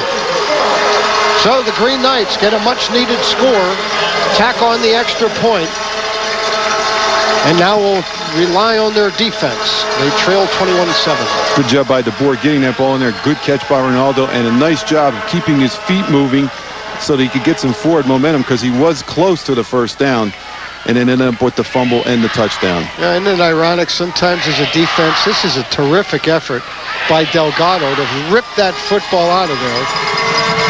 But it was the Green Knights on top of it quickly in the form of Mike Bortz. Bortz's third touchdown of the year. Ed Census. Yes, the famous rock here at Penn Argyl.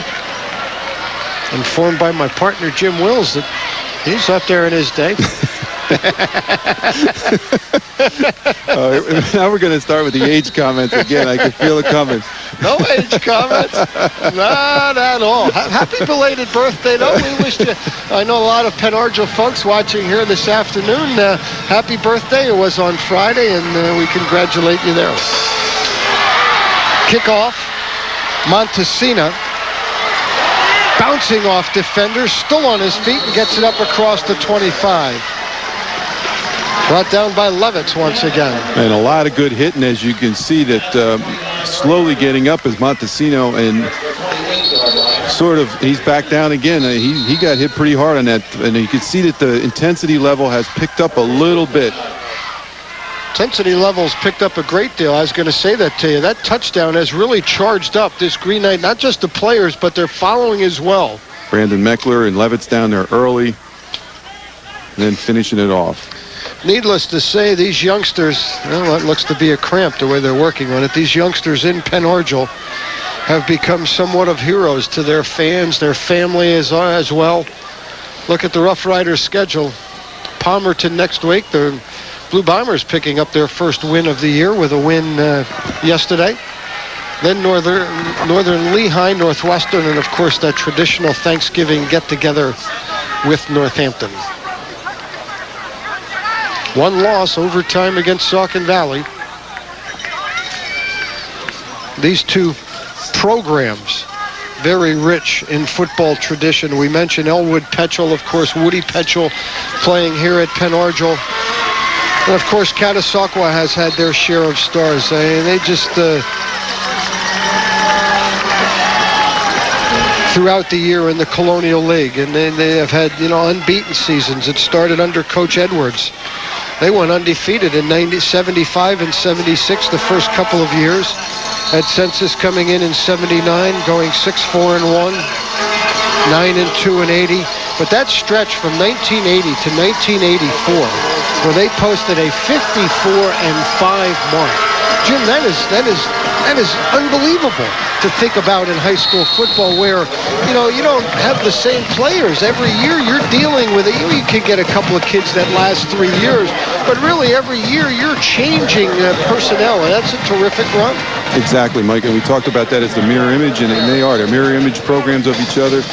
Coach Census had that big run we just talked about, and then Coach Cortez having that run here.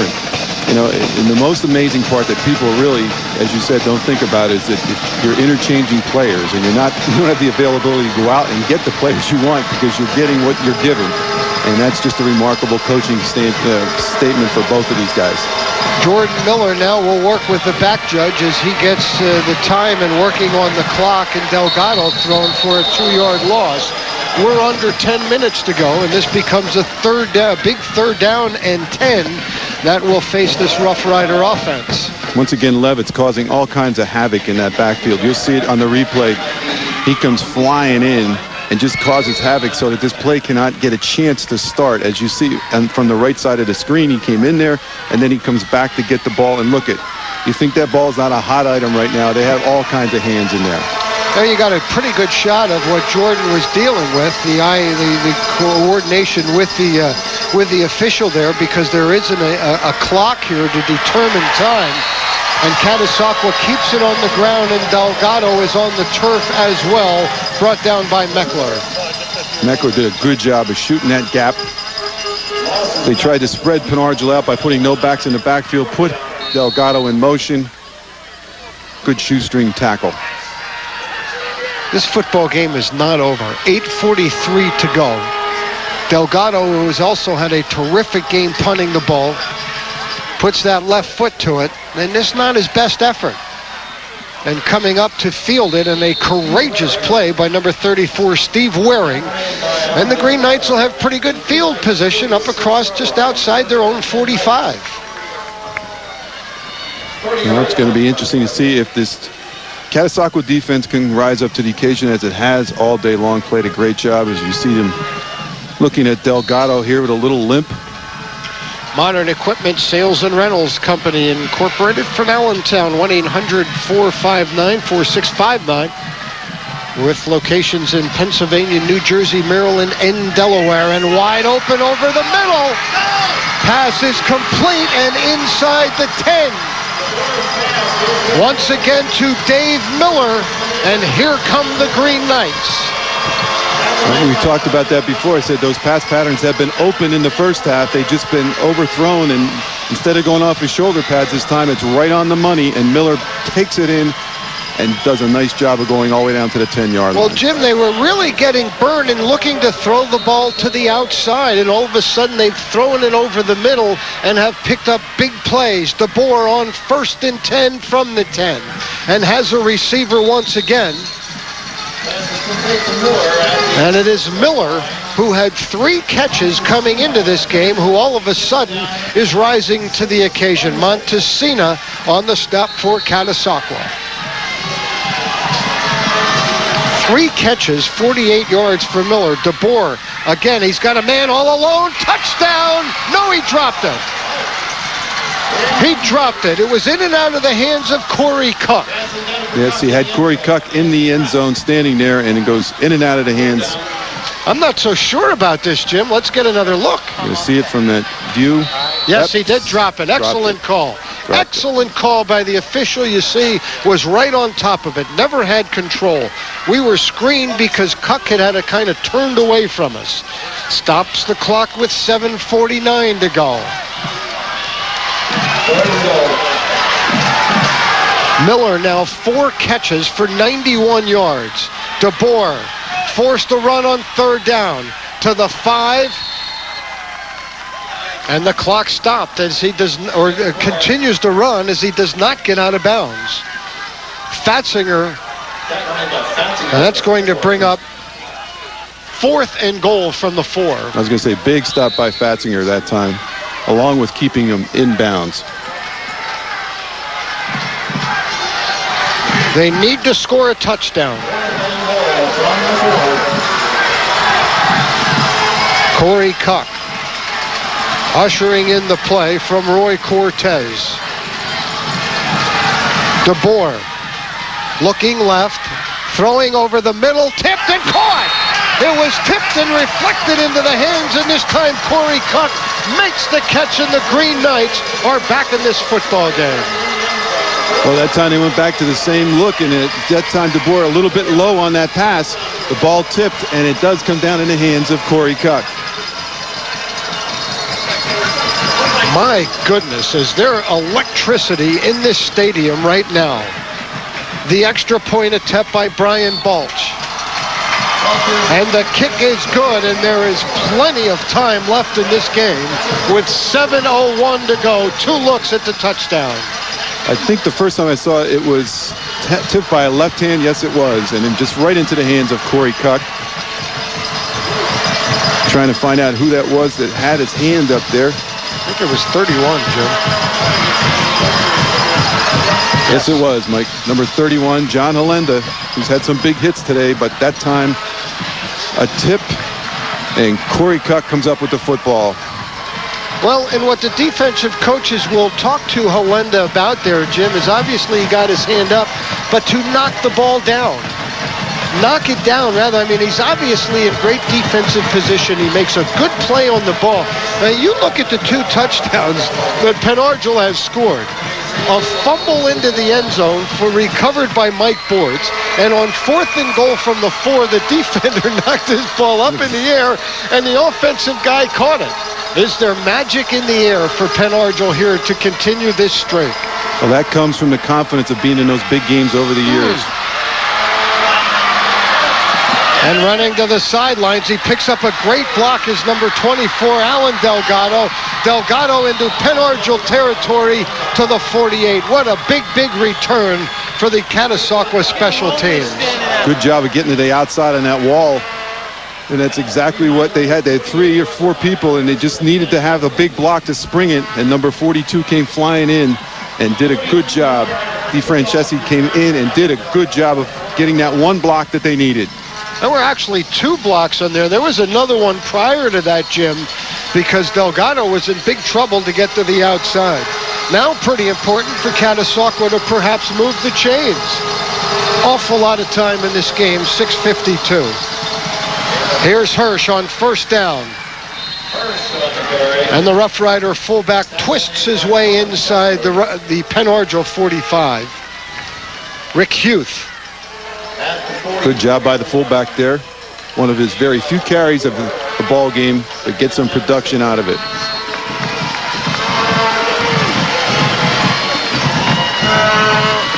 Fourth carry now has 19 yards.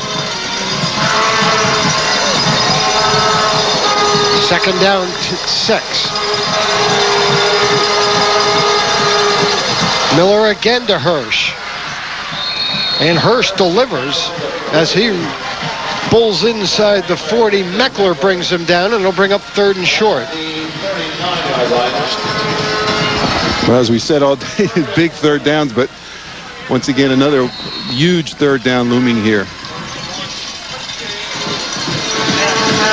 Good job by the Catasauqua offensive line of giving that fullback a lot of room to run. 5:40, 3rd down 1.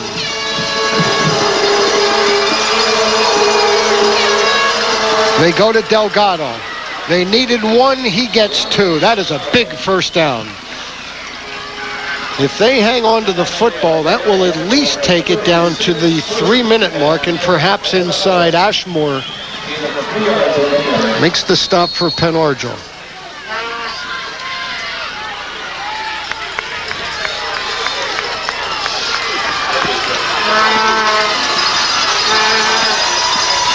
The Penn Argyl faithful on their feet, hoping their offense can get one more opportunity.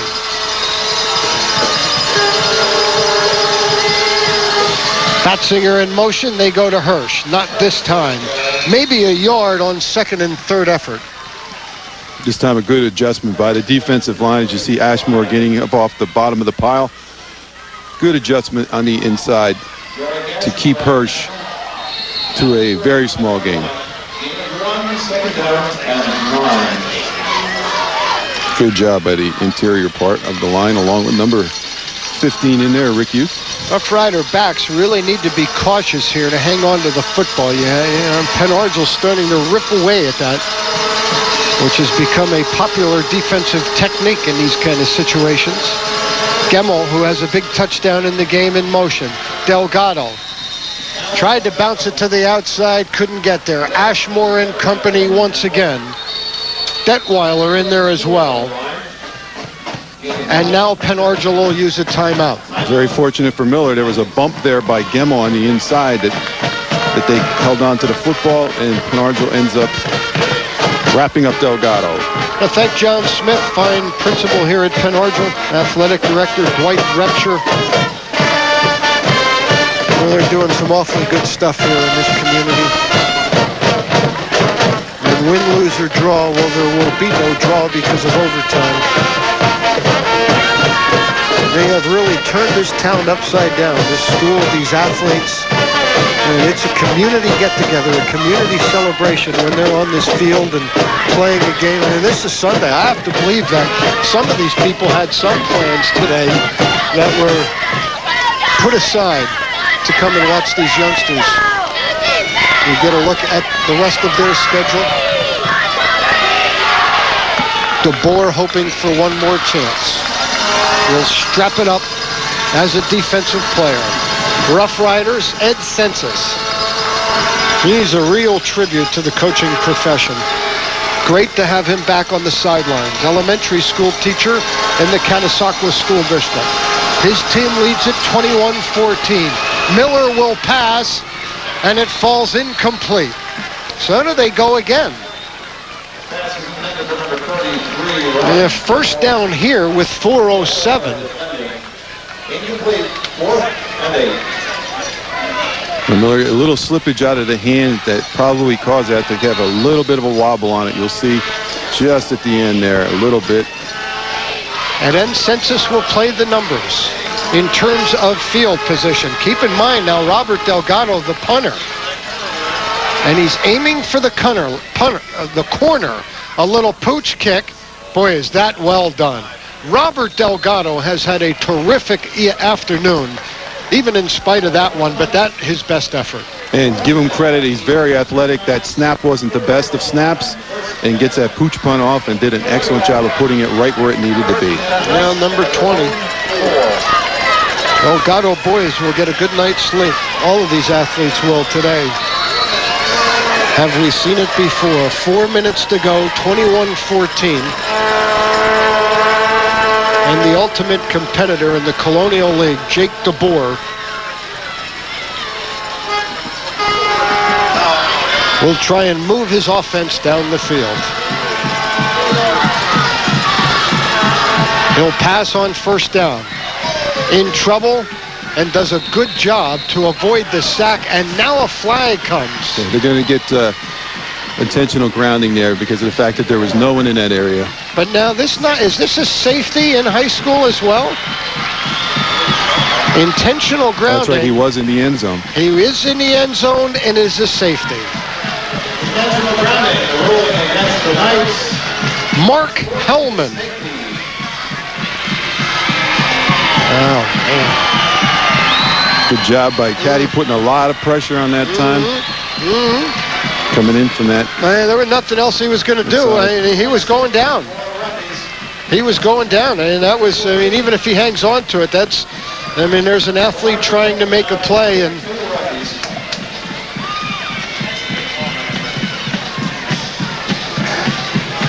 didn't really get a good look, Jim Wells. I don't think there was anybody over there in terms of a receiver. I think it was, I know Penn Argyl folks not going to like the call, but it was a call that had to be made. No, it was a very good call because Yes. Corey Cook had turned upfield, to the inside, and he just wasn't in the area. No. Our replay there didn't have a receiver. And see, DeBoer knows that he's out there somewhere, but he just figured that I got to throw it up and have a chance that he's in that vicinity. But he had turned inside, and nobody there. That's a good call. Yes, it is. Yep. Well, it puts 2 points on the board and increases the lead to 23-14.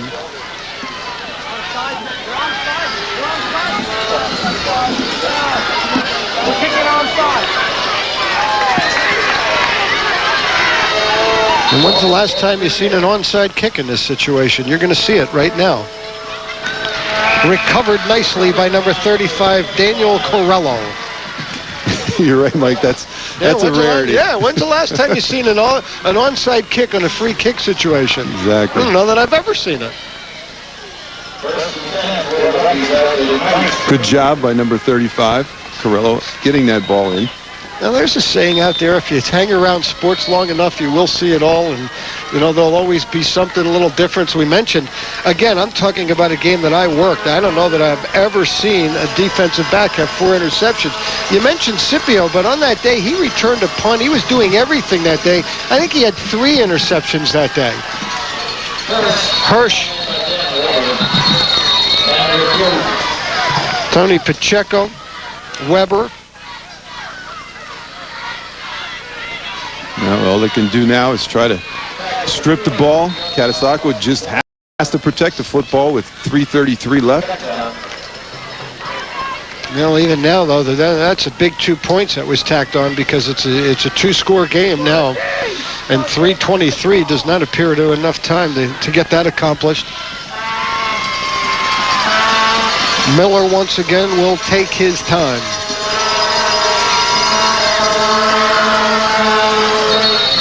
Delgado.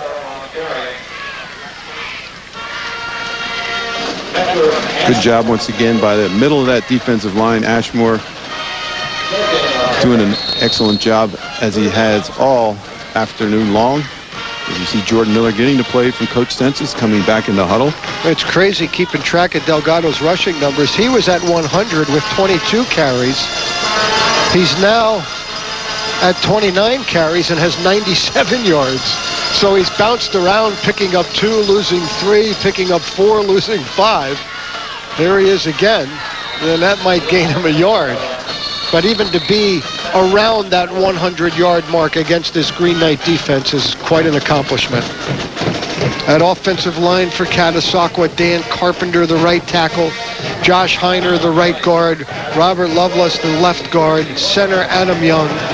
Left tackle, Mark Hellman. Ryan Gemmel, the tight end. We talked in the open, Jim, that if Robert Delgado was going to be successful, we'd talk about those folks. And I think we've seen enough of that here this afternoon that they have to be pleased with what they've gotten offensively. Oh, exactly. I think that, Coach Census has got to be overjoyed with the play of that offensive line. They did an excellent job all afternoon. Delgado's going to do what he does, but you got to have him in a position to be able to do his thing, and they definitely put him in that position.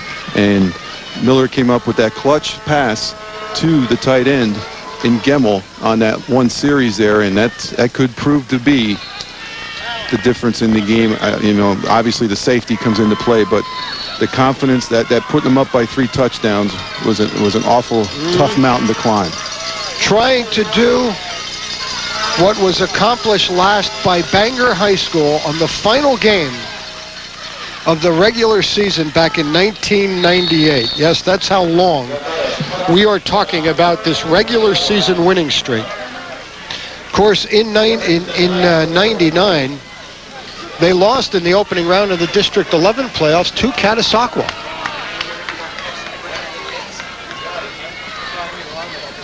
But in that streak, there's been an awful lot of highs, and that's a situation you got to think and concentrate on. If you're the Penargil fans, you got to remember that going to the state championship game will be something that no one will ever forget. Well, and Jim, now let's put it in perspective as DeBoer in trouble going downfield and off the fingertips of Corey Cook. We talked that this will be the first time these seniors will have to come to practice on Monday night following a defeat because they have only lost to end their season during this incredible run as you get another look at that missed opportunity. they're very much, their goals are still attainable. Colonial League Championship, District 11 Championship, return, appearance into the States. It's going to be interesting now to see how these guys rebound. Well, it will be interesting to see how they will, and I think that they will rebound hard, and I think that, the situation, if you look at the schedules, they have the flip-flop schedule because they have a little bit more easier road to go through now during the end schedule as the board gets sacked back there. The flip-flop, Catasauqua obviously has to go through Northwestern and also through Northern Lehigh. So, the situation here is it's just going to open up a can of worms because now the streak is over, the pressure's off, and the teams are still all locked up together. So it's going to provide for an excellent end of the season. Those next couple weeks are really going to provide it. I think that pretty much tells the story. James Hess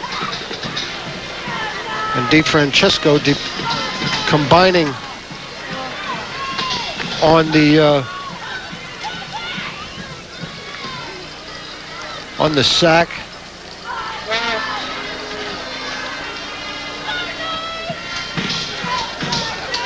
Now what you have now is everything's all jammed up, and then that's the situation. It'll just make it more effective for all the fans down the stretch, and the coaches will be, now everybody's got a chance. Everybody's equal, and it just makes it for great football. Well, here's what we have.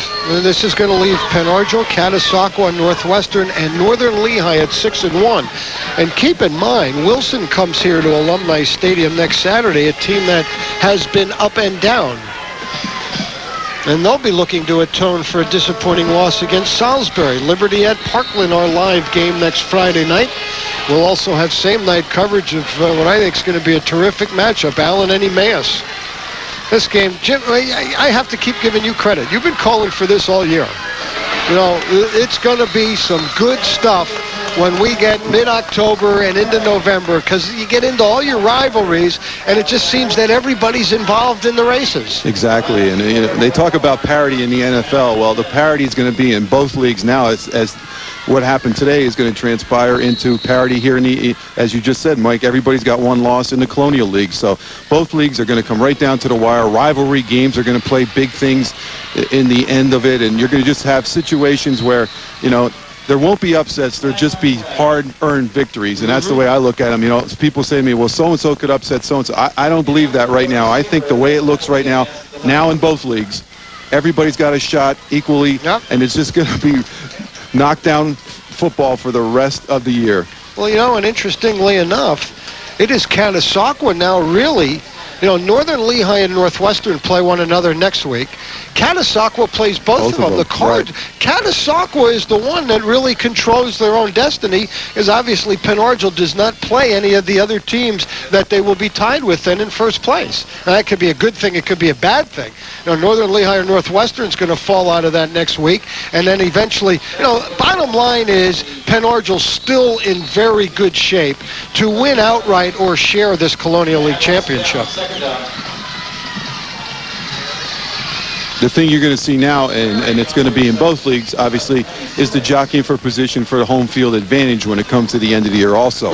Because, whoever finishes in first is obviously going to have a home field advantage for that first game. And as you see it pass out here to Waring, but that's the other thing that's going to come into play, and it'll be a telltale. It's going to be a great, it's just for football fans in Lehigh Valley. You couldn't ask for anything better in the next couple weeks. I should correct myself, as that pass falls incomplete, intended for Ronaldo, when I say that Catasauqua might have the best of it. If I have a position to put, I still want to be this guy's team. I want to be Roy Cortez because of, they have Banger left and they have Wilson left. Catasauqua, by what I mean there, they have the opportunity to go play the teams that they're tied with. Would I want to play their schedule and be Ed Census right now? Probably not. Exactly. Because they're still in a fight, obviously, to be one of the top four teams. So Penn Argyl's still in very good shape. Let's not write the Green Knights off. And as I stated, now that pressure's off, you got a little bit more even playing field as far as that pressure goes. And make no mistake about it. I mean, people have talked about it that there isn't a lot of pressure, but there is. Another interception. This one to number 21, Kenny Luckenbell. Intercepted by number 11. 11, excuse me, that's Ezra Matasina. Montesino was shaken up earlier in the game. And the celebration begins in Catasauqua. He's been another person who has very much provided coverage in that secondary tonight and gave the Boer fits. Montesino has made his presence known all night long. Did a very good job of being at the right place at the right time. Just goes right over the top of number 5, Mike Bortz, and grabs that ball away. The Caddy defensive backfield has played a terrific game today. And Jim, you mentioned that also coming up, that one of the strengths of Catasauqua's team this year, and Coach Census talked about it, we're good in the secondary. We're good on the outside receiver. We might not have the depth, the strength, but they played to their strength, and it was that secondary today that will stop the league's 36-game regular season winning streak. The elation on one side, and obviously, you know, and all these things do come to an end. You just hope that it never involves you, as you mentioned with some of these Green Knight players. 10 seconds as Roy Cortez, for the first time in better than 3 years, will walk over to the opposing side on the losing end in Colonial League play. The 36-game regular season winning streak has come to an end. Catasauqua a winner, 23-14. As you see the coaches congratulating each other right there. You know, Coach Census knows what it's like to be on the other end of that, because he had that tremendous winning streak over the years. And as you said, Mike, it had to come to an end. And great game. I mean, just an absolute hard-hitting, good defense, special teams, everything when you look at it just had an aura of a championship football game that you would probably be seeing in November. Our player of the game and play of the game when we return.